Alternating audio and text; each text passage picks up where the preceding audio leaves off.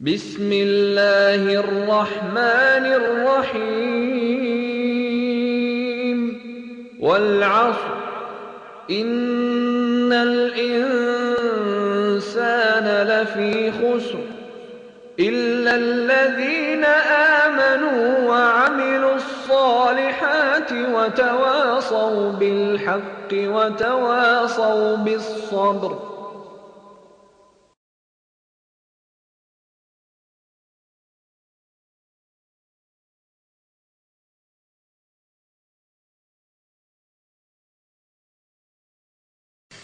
السلام عليكم ورحمة الله وبركاته. إن الحمد لله نحمده ونستعينه ونؤمن به ونتوكل عليه ونعوذ بالله من شرور أنفسنا ومن سيئات أعمالنا. من يهده الله فلا مضل له ومن يضلل فلا هادي له وأشهد أن لا إله إلا الله وحده لا شريك له وأشهد أن محمدا عبده ورسوله أرسله بالهدى ودين الحق ليظهره على الدين كله ولو كره المشركون. يا أيها الناس اتقوا ربكم الذي خلقكم من نفس واحدة وخلق منها زوجها وبث منهما رجالا كثيرا ونساء واتقوا الله الذي تساءلون به والأرحام إن الله كان عليكم رقيبا. يا أيها الذين آمنوا اتقوا الله حق تقاته ولا تموتن إلا وأنتم مسلمون. يا أيها الذين آمنوا اتقوا الله وقولوا قولا سديدا يصلح لكم أعمالكم ويغفر لكم ذنوبكم ومن يطع الله ورسوله فقد فاز فوزا عظيما.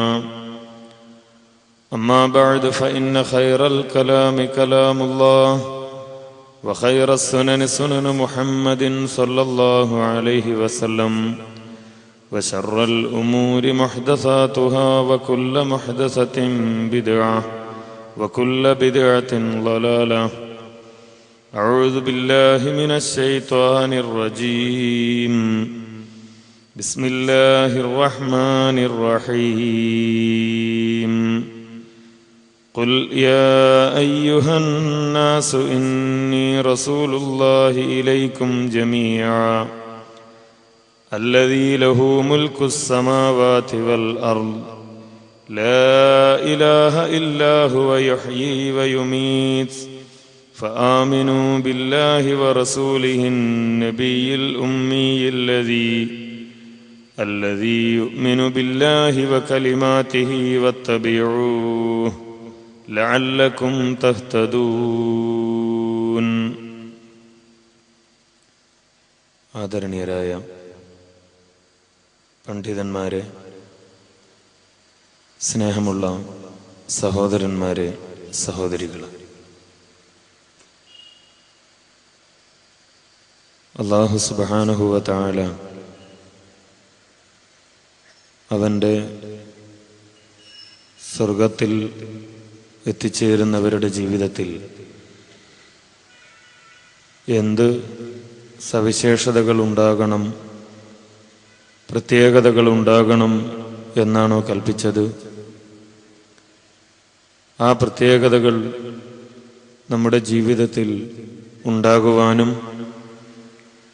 അതുവഴി പരലോകമോക്ഷം നേടുന്നവരായി തീരുവാനും നാം എല്ലാവരും എപ്പോഴും ശ്രമിക്കണം എന്നാദ്യമായി ഉണർത്തുകയാണ്.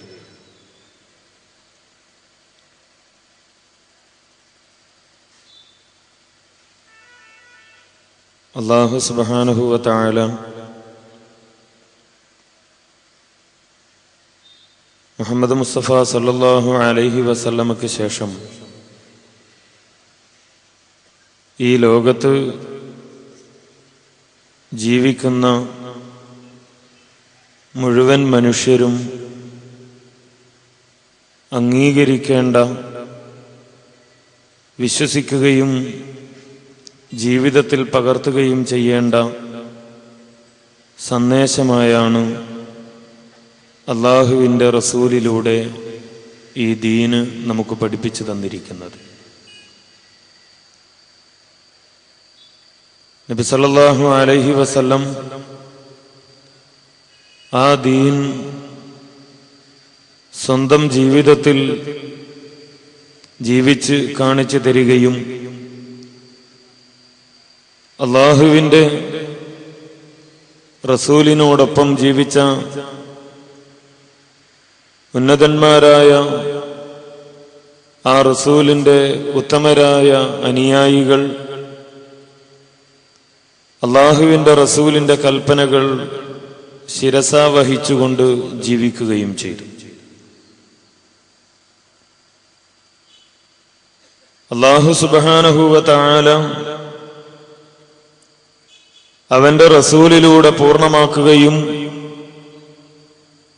ആ നബി സല്ലല്ലാഹു അലൈഹി വസല്ലം ജീവിച്ച് കാണിക്കുകയും അള്ളാഹുവിന്റെ റസൂലിന്റെ സഹാബത്ത് ജീവിതത്തിൽ പകർത്തുകയും ചെയ്ത ദീൻ ഏതാണോ ആ ദീൻ അംഗീകരിക്കുന്നതിലൂടെ മാത്രമാണ് നമുക്ക് പരലോകത്ത് രക്ഷപ്പെടുവാൻ സാധിക്കുന്നത്. ഈ ലോകത്ത് പടച്ചതമ്പുരാൻ മനുഷ്യനെ സൃഷ്ടിക്കുകയും ഏത് വഴിയിലൂടെ സഞ്ചരിക്കണമെന്ന് ആ മനുഷ്യന് സന്ദേശം നൽകുകയും ചെയ്യുന്നതോടൊപ്പം തന്നെ മനുഷ്യരെ വഴിപിഴപ്പിക്കുവാനുള്ള പിശാചുക്കളും ഈ ലോകത്തുണ്ടായിട്ടുണ്ട് എന്ന് നാം മനസ്സിലാക്കേണ്ടതുണ്ട്. അതുകൊണ്ട് തന്നെ അള്ളാഹുവിന്റെ സ്വർഗത്തിലേക്കുള്ള വഴിയിലൂടെ സഞ്ചരിക്കുക എന്നത് വളരെ ശ്രദ്ധയോടുകൂടി കരുതലോടുകൂടി നിർവഹിക്കേണ്ട ഒരു ഉത്തരവാദിത്തമാണ്. അറിയാത്ത ഒരു വഴിയിലൂടെ ഏതെങ്കിലും ഒരു സ്ഥലത്തേക്ക് സഞ്ചരിക്കുമ്പോൾ വഴിതെറ്റിപ്പോകാതിരിക്കാൻ ശ്രദ്ധിക്കുകയും അതിനുവേണ്ട മുൻകരുതലുകൾ സ്വീകരിക്കുകയും ചെയ്യുന്നവരാണ് നാം. നമ്മുടെ ദുനിയാവിലെ ആയിരക്കണക്കിന് ലക്ഷ്യങ്ങളുടെ കൂട്ടത്തിൽ ഒരു ലക്ഷ്യം പോലും നഷ്ടപ്പെടാതിരിക്കാൻ ഇത്രയും ശ്രദ്ധയും മുൻകരുതലും നമ്മുടെ ജീവിതത്തിൽ നാം സ്വീകരിക്കുന്നുണ്ട് എങ്കിൽ തീർച്ചയായും നമ്മുടെ ആത്യന്തികമായ മോക്ഷത്തിനു വേണ്ടി ഏറെ മുൻകരുതലുകളും ശ്രദ്ധയും നമ്മുടെ ജീവിതത്തിൽ ഉണ്ടാവേണ്ടതുണ്ട്. നമുക്ക് സഞ്ചരിക്കുവാനുള്ള വഴി ഏതാണ് എന്ന്, എങ്ങനെയായിരിക്കണം നമ്മുടെ വിശ്വാസവും കർമ്മങ്ങളുമെന്ന് അല്ലാഹു സുബ്ഹാനഹു വ തആല വളരെ കൃത്യമായി നമുക്ക് വിശദീകരിച്ചു തന്നിട്ടുണ്ട്.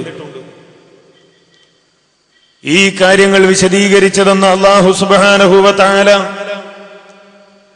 നബി സല്ലല്ലാഹു അലൈഹി വസല്ലമയെ നിയോഗിച്ചതിന് ശേഷം ഈ ലോകത്ത് വരുന്ന മുഴുവൻ മനുഷ്യരോടുമായി വിശുദ്ധ ഖുർആനിലൂടെ പഠിപ്പിക്കുകയാണ്. ഖുൽ നബിയെ പറയുക, യാ അയ്യുഹന്നാസ്, മനുഷ്യരെ, ഈ ലോകത്ത് എവിടെ ജീവിക്കുന്ന മനുഷ്യരായാലും ഏത് ഭാഷ സംസാരിക്കുന്നവരാകട്ടെ, ഏത് സംസ്കാരം വെച്ച് പുലർത്തുന്നവരാകട്ടെ, ആ മുഴുവൻ മനുഷ്യരെയും വിളിച്ചുകൊണ്ടാണ് അല്ലാഹു സുബ്ഹാനഹു വ തആല പറയുന്നത്, റസൂലേ, അങ്ങീ മനുഷ്യരോടൊന്നാകെ പറയേണ്ടതുണ്ട്. എന്ത്? ഇന്നി റസൂലുള്ളാഹി ഇലൈക്കും ജമീആ, ഞാൻ നിങ്ങൾക്കെല്ലാവരിലേക്കുമായി നിയോഗിക്കപ്പെട്ട ദൂതനാണ്. ഇനി എനിക്ക് ശേഷം വേറെ ഒരു ദൂതൻ വരാനില്ല. ഇനിയൊരു ദൂതൻ വന്നുകൊണ്ട് ഒരു സന്ദേശത്തിലേക്ക് നിങ്ങളെ ക്ഷണിക്കുവാനില്ല.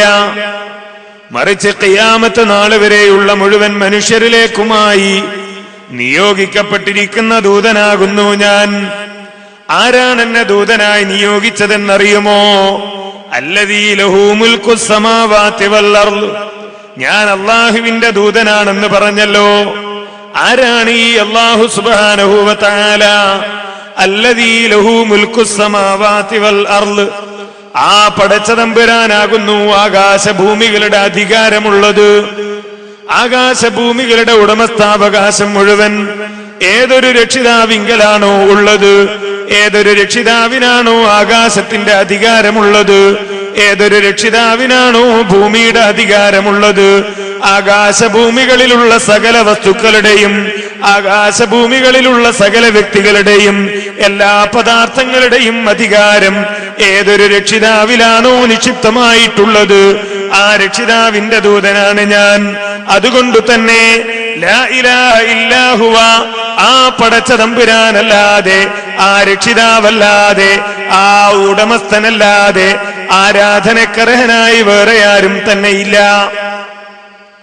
ആ അള്ളാഹുവിനാണ് നമ്മുടെ അധികാരം എന്നതുകൊണ്ട് തന്നെ, ആ അള്ളാഹുവാണ് നമ്മെ നിയന്ത്രിച്ചു കൊണ്ടിരിക്കുന്നത് എന്നതുകൊണ്ട് തന്നെ, ആ അള്ളാഹുവിന്റെ അടിമകളാണ് നമ്മൾ എന്നതുകൊണ്ട് തന്നെ, ആ അള്ളാഹുവാണ് എല്ലാ അനുഗ്രഹങ്ങളും നമുക്ക് നൽകുന്നത് എന്നതുകൊണ്ട് തന്നെ ലാ ഇലാഹ ഇല്ലാഹു, ആ പടച്ച തമ്പുരാനല്ലാതെ മറ്റൊരാരാധ്യൻ നമുക്കില്ല. അവനാണ് ജീവിപ്പിക്കുകയും മരിപ്പിക്കുകയും ചെയ്യുന്നത്. ഒരു മനുഷ്യനെ ജീവിപ്പിക്കുന്നത് അവനാണ്, മറ്റേത് ജീവികളായാലും ജീവിപ്പിക്കുന്നത് അവനാണ്, അതേപോലെ തന്നെ മരിപ്പിക്കുന്നതും അവനാണ്. അതുകൊണ്ട് എന്താ നിങ്ങൾ ചെയ്യേണ്ടത്? ഫആമിനൂ ബില്ലാഹി വറസൂലിഹിൻ നബിയിൽ ഉമ്മി, അതുകൊണ്ട് ഉമ്മിയായ ഈ റസൂലിൽ നിങ്ങൾ വിശ്വസിക്കുക. അതോടൊപ്പം തന്നെ ആ അള്ളാഹുവിലും നിങ്ങൾ വിശ്വസിക്കുക.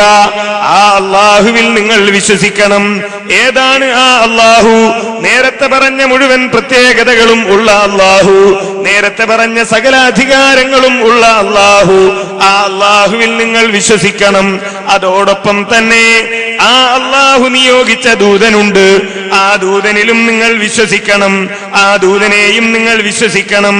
അല്ലദീ യുഅ്മിനു ബില്ലാഹി വ കലിമാതിഹി, ആ ദൂതൻ അള്ളാഹുവിൽ വിശ്വസിക്കുന്നവനാണ്, അള്ളാഹു നിയോഗിച്ച ദൂതനാണ് എന്നതുകൊണ്ട് തന്നെ, അള്ളാഹുവിന്റെ സന്ദേശം ഉൾക്കൊണ്ട ദൂതനാണ് എന്നതുകൊണ്ട് തന്നെ ആ ദൂതനും അള്ളാഹുവിൽ വിശ്വസിക്കുന്നവനാണ്. അവന്റെ വാക്കുകളിലും വിശ്വസിക്കുന്നു ആ ദൂതൻ. വത്തബിഊഹു, അതുകൊണ്ട് നിങ്ങളുടെ ഉത്തരവാദിത്തം എന്ത്? എന്താ നിങ്ങളും ഈ ദൂതനും തമ്മിലുള്ള വ്യത്യാസം? അല്ലാഹു സുബ്ഹാനഹു വ തആല ഈ ലോകത്തുള്ള മുഴുവൻ മനുഷ്യരോടുമാണ് പറയുന്നത്, പഠിപ്പിക്കുന്നത്. എന്താ ഈ ദൂതനും മറ്റുള്ളവരും തമ്മിലുള്ള വ്യത്യാസം? ആ ദൂതന് നേരിട്ട് അള്ളാഹുവിൽ നിന്നുള്ള സന്ദേശങ്ങൾ ലഭിക്കുന്നുണ്ട്, ആ ദൂതന് നേരിട്ടുള്ള സന്ദേശങ്ങൾ ലഭിക്കുന്നുണ്ട്. അതേപോലെ ആ ദൂതൻ എങ്ങനെയാണോ കാര്യങ്ങൾ മനസ്സിലാക്കിയത്, ആ ദൂതൻ എങ്ങനെയാ ലാ ഇലാഹ ഇല്ലല്ലാഹ് മനസ്സിലാക്കിയത്, ആ ദൂതൻ എങ്ങനെയാ നിസ്കാരത്തെ കുറിച്ച് പഠിച്ചത്, ആ ദൂതൻ എങ്ങനെയാ നോമ്പിനെ കുറിച്ച് മനസ്സിലാക്കിയത്, ആ ദൂതൻ എങ്ങനെയാ ഹജ്ജിനെ കുറിച്ച്, സദഖകളെ കുറിച്ച്, മറ്റ് സൽക്കർമ്മങ്ങളെ കുറിച്ച് മനസ്സിലാക്കിയത്, അതുപോലെ ഞാനും മനസ്സിലാക്കിക്കൊള്ളാമെന്ന് പറയാൻ നിങ്ങൾക്ക് അധികാരമില്ല, അവകാശമില്ല. പിന്നെ മനുഷ്യരുടെ ഉത്തരവാദിത്തം എന്താണ്? വത്തബിഊഹു, ആ നബി സല്ലല്ലാഹു അലൈഹി വസല്ലമയെ ഇത്തിബാഅ് ചെയ്യുക. ആ അല്ലാഹുവിന്റെ റസൂല് എന്താണോ പഠിപ്പിക്കുകയും ഏതൊരു മാർഗത്തിലേക്കാണോ ക്ഷണിക്കുകയും ചെയ്തത്, ആ റസൂലിനെ പിൻപറ്റുക. എങ്കിലോ ലഅല്ലകും തഹ്തദൂൻ, എങ്കിലേ നിങ്ങൾക്ക് ഹിദായത്ത് ലഭിക്കുകയുള്ളൂ. അപ്പോഴാ മനുഷ്യന് ഹിദായത്ത് ലഭിക്കുന്നത്. ഞാൻ സന്മാർഗത്തിലാണ് എന്ന് പറയാൻ കഴിയണമെങ്കിൽ, ഞാൻ നേർമാർഗത്തിലാണ് എന്ന് പറയാൻ കഴിയണമെങ്കിൽ, അള്ളാഹുവിൽ എങ്ങനെ വിശ്വസിക്കുവാൻ ഈ ദൂതൻ പഠിപ്പിച്ചുവോ അതേപോലെ വിശ്വസിക്കണം. ആ ദൂതനെ പിൻപറ്റിക്കൊണ്ട് വിശ്വസിക്കണം. എന്റെ വകയായി അള്ളാഹുവിൽ ചില വിശ്വാസങ്ങൾ ഞാൻ ഉണ്ടാക്കലല്ല. അള്ളാഹുവിനെ വിശ്വസിക്കുന്നു എന്ന് ഞാൻ തീരുമാനിക്കുകയും എന്റെ വകയായി ചില വിശ്വാസങ്ങളും കർമ്മങ്ങളും ചില ത്വരീഖത്തുകളും കണ്ടെത്തുകയുമല്ല. മറിച്ച് ആ റസൂൽ എന്ത് പഠിപ്പിച്ചുവോ, ആ റസൂൽ എങ്ങനെ വിശ്വസിച്ചുവോ, ആ റസൂലിൽ നിന്ന് ദീന് മനസ്സിലാക്കിയവരെങ്ങനെ വിശ്വസിച്ചുവോ അതേപോലെയായിരിക്കണം വിശ്വസിക്കേണ്ടത് എന്ന ഈ വിശ്വാസത്തിന്റെ ഏറ്റവും പ്രധാനപ്പെട്ട ഘടകമാണ് അള്ളാഹുവിന് മാത്രം ആരാധന അർപ്പിക്കുക എന്നത്. അള്ളാഹുവിനെ മാത്രമായിരിക്കണം ആരാധിക്കേണ്ടത്. ഇതേപോലെ ഒരു സ്ഥലത്ത് ആ കാര്യം കൂടുതലായി വിശദീകരിക്കേണ്ടതില്ല, പലപ്പോഴായി നമ്മൾ കേട്ടതാണ്. അള്ളാഹുവിനെ മാത്രം ആരാധിക്കണം. ആ അള്ളാഹുവിനെ മാത്രം ആരാധിക്കുക എന്നതിന്റെ ഏറ്റവും പ്രധാനപ്പെട്ട ഭാഗമാണ് ജീവിതത്തിൽ നടത്തുന്ന മുഴുവൻ പ്രാർത്ഥനകളും ആ റബ്ബ് സുബ്ഹാനഹു വ തആലയോട് മാത്രം നടത്തുക എന്നത്. കാരണം അല്ലാഹു സുബ്ഹാനഹു വ തആല വളരെ കൃത്യമായി തന്നെ ഈ ലോകത്തുള്ള മനുഷ്യരോട് പഠിപ്പിക്കുന്ന ഒരു കാര്യമുണ്ട്. വഖാല റബ്ബുക്കും ഉദ്ഊനി അസ്തജിബ് ലക്കും ഇന്നല്ലദീന യസ്തക്ബിറൂന അൻ ഇബാദതി സയദ്ഖുലൂന ജഹന്നമ ദാഖിരീൻ. ഇതാ നിങ്ങളുടെ രക്ഷിതാവ് പറഞ്ഞിരിക്കുന്നു, നിങ്ങളുടെ റബ്ബിതാ പഠിപ്പിച്ചിരിക്കുന്നു എന്ത്? വഖാല റബ്ബുക്കും ഉദ്ഊനി, നിങ്ങൾ എന്നോട് ദുആ ചെയ്യണം, പ്രാർത്ഥിക്കണം. അസ്തജിബ് ലക്കും, ഞാൻ നിങ്ങൾക്കുത്തരം നൽകും. നിങ്ങൾ എന്നോട് ദുആ ചെയ്യണം, ഞാൻ നിങ്ങൾക്കുത്തരം നൽകും. ഇന്നല്ലദീന യസ്തക്ബിറൂന അൻ ഇബാദതി, എന്നെ ആരാധിക്കുന്നതിൽ നിന്ന് ആരെങ്കിലും അഹങ്കാരികളായി മാറിയാൽ സയദ്ഖുലൂന ജഹന്നമ ദാഖിരീൻ, വളരെ നിന്ദരായ നിലയിൽ അവർ നരകത്തിൽ പ്രവേശിക്കുന്നതാണ്. അവര് നരകത്തിൽ പ്രവേശിക്കും. ആര്? എന്നോട് ദുആ ചെയ്യുന്നതിൽ നിന്ന് മാറി മറ്റുള്ളവരോട് ദുആ ചെയ്യുകയും അങ്ങനെ എന്നെ ആരാധിക്കുന്നതിൽ നിന്ന് അഹങ്കാരികളായി മാറുകയും ചെയ്യുന്നവർ വളരെ നിന്ദരായ നിലയിൽ നരകത്തിൽ പ്രവേശിക്കും എന്ന് അല്ലാഹു സുബ്ഹാനഹു വ തആല പഠിപ്പിക്കുകയാണ്. നാം മനസ്സിലാക്കി ഹിദായത്ത് ലഭിക്കണമെന്ന് ആഗ്രഹിക്കുന്നവരാണ് നാം. ആ ഹിദായത്തിന്റെ മാർഗമാണ് നബി സല്ലല്ലാഹു അലൈഹി വസല്ലം വിശദീകരിച്ചത്. ആ റസൂൽ സല്ലല്ലാഹു അലൈഹി വസല്ലം വിശദീകരിച്ചതിന് വ്യത്യസ്തമായ മാർഗം, ആ മാർഗം വഴികേടാണ് പറയേണ്ടതില്ലല്ലോ. ആ വഴികേടിലാകാനല്ലല്ലോ നമ്മൾ ആഗ്രഹിക്കുന്നത്. അങ്ങനെ വഴികേടിലായി പോകുന്ന കാര്യമായി അല്ലാഹു പഠിപ്പിക്കുകയാണ്. വമൻ അളല്ലു മിമ്മൻ യദഉ മിൻ ദൂനില്ലാഹി മൻ ലാ യസ്തജീബു ലഹു ഇലാ യൗമിൽ ഖിയാമ വഹും അൻ ദുആഇഹിം ഗാഫിലൂൻ. വമൻ അളല്ലു മിമ്മൻ യദഉ മിൻ ദൂനില്ലാഹ്, അല്ലാഹുവിന് പുറമെ മറ്റേതെങ്കിലും ശക്തികളെ വിളിച്ച് ദുആ ചെയ്യുന്നവനേക്കാൾ പിഴച്ചവൻ വേറെ ആരാണുള്ളത്? അല്ലാഹുവിന് പുറമെ മറ്റു പലതിനോടും ദുആ ചെയ്യുന്നവരുണ്ട്. അങ്ങനെ ദുആ ചെയ്യുന്നവരെക്കാൾ പിഴച്ചവൻ വേറെ ആരാ ഉള്ളത്? ആരോടാ ഇവൻ ദുആ ചെയ്യുന്നത്? മല്ലാ യസ്തജീബു ലഹു ഇലാ യൗമിൽ ഖിയാമ, ഖിയാമത്ത് നാൾ വരെ ഉത്തരം ചെയ്യാത്ത ശക്തികളോടാണ് ഇവർ ദുആ ചെയ്തുകൊണ്ടിരിക്കുന്നത്. വഹും അൻ ദുആഇഹിം ഗാഫിലൂൻ, ഇവരുടെ പ്രാർത്ഥനയെ തൊട്ട് അവർ അശ്രദ്ധരും ആണ്. ഇവരുടെ ദുആ കേൾക്കാൻ അവർക്ക് കഴിയില്ല, അവരിവരുടെ ദുആകൾക്ക് ഉത്തരം നൽകുകയില്ല എന്ന് അല്ലാഹു സുബ്ഹാനഹു വ തആല ഇവിടെ കൃത്യമായി പഠിപ്പിക്കുകയാണ്. നമ്മുടെ നാട്ടിലുള്ള ചില ആളുകൾക്കുള്ള ഒരു തെറ്റിദ്ധാരണയുണ്ട്. അതൊക്കെ ബിംബങ്ങളെ കുറിച്ച്, വിഗ്രഹങ്ങളെ കുറിച്ച്, കല്ലുകളെ കുറിച്ച്, മരങ്ങളെ കുറിച്ച്, സൂര്യനെ കുറിച്ച്, ചന്ദ്രനെ കുറിച്ച്, അതേപോലെ ലോകത്ത് കഴിഞ്ഞു പോയ പല ജനവിഭാഗങ്ങളും വിളിച്ച് പ്രാർത്ഥിച്ചുകൊണ്ടിരുന്ന, ദുആ ചെയ്തുകൊണ്ടിരുന്ന അചേതന വസ്തുക്കളെ കുറിച്ചല്ലേ പറഞ്ഞത് എന്നാണ്. അത് സാധാരണക്കാര് വിചാരിക്കുന്നത്. ചില മുസ്ലിംമാര് പറയാറുള്ളത് എന്താണ്? അത് ആ പറഞ്ഞതൊക്കെ അവര് അല്ലാഹുവാണ് എന്ന് വിശ്വസിച്ച് ദുആ ചെയ്താൽ മാത്രമാണ് ഉത്തരം ചെയ്യാത്തത് എന്നാണ്. എന്നാൽ ഈ ആയത്ത് വിശദീകരിച്ചുകൊണ്ട് ഇമാം റാസി തന്റെ തഫ്സീറിൽ രേഖപ്പെടുത്തുകയാണ്, കല്ലിനെ കുറിച്ചും മരങ്ങളെ കുറിച്ചും മാത്രമാണോ ഈ പറഞ്ഞത്? അല്ല. വൈലൻ യജൂസു അൻ യുരീദ കുല്ലു മഅബൂദിൻ മിൻ ദൂനില്ലാഹി മിനൽ മലായികതി വഈസാ വഉസൈർ വൽ അസ്നാം. ഇവിടെ ആര് പിഴച്ചുപോയി എന്ന് പറഞ്ഞത്? ആരോട് ദുആ ചെയ്യുന്നവനാണ് പിഴച്ചത്?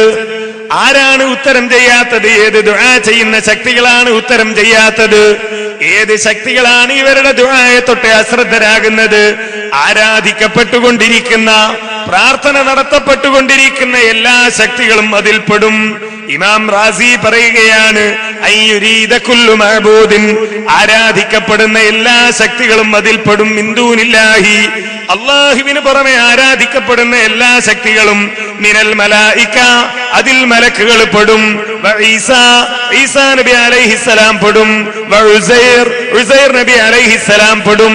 അതേപോലെ ബിംബങ്ങളും പെടും എന്നിതാ ഇമാം റാസി തന്റെ തഫ്സീറിൽ രേഖപ്പെടുത്തുകയാണ്.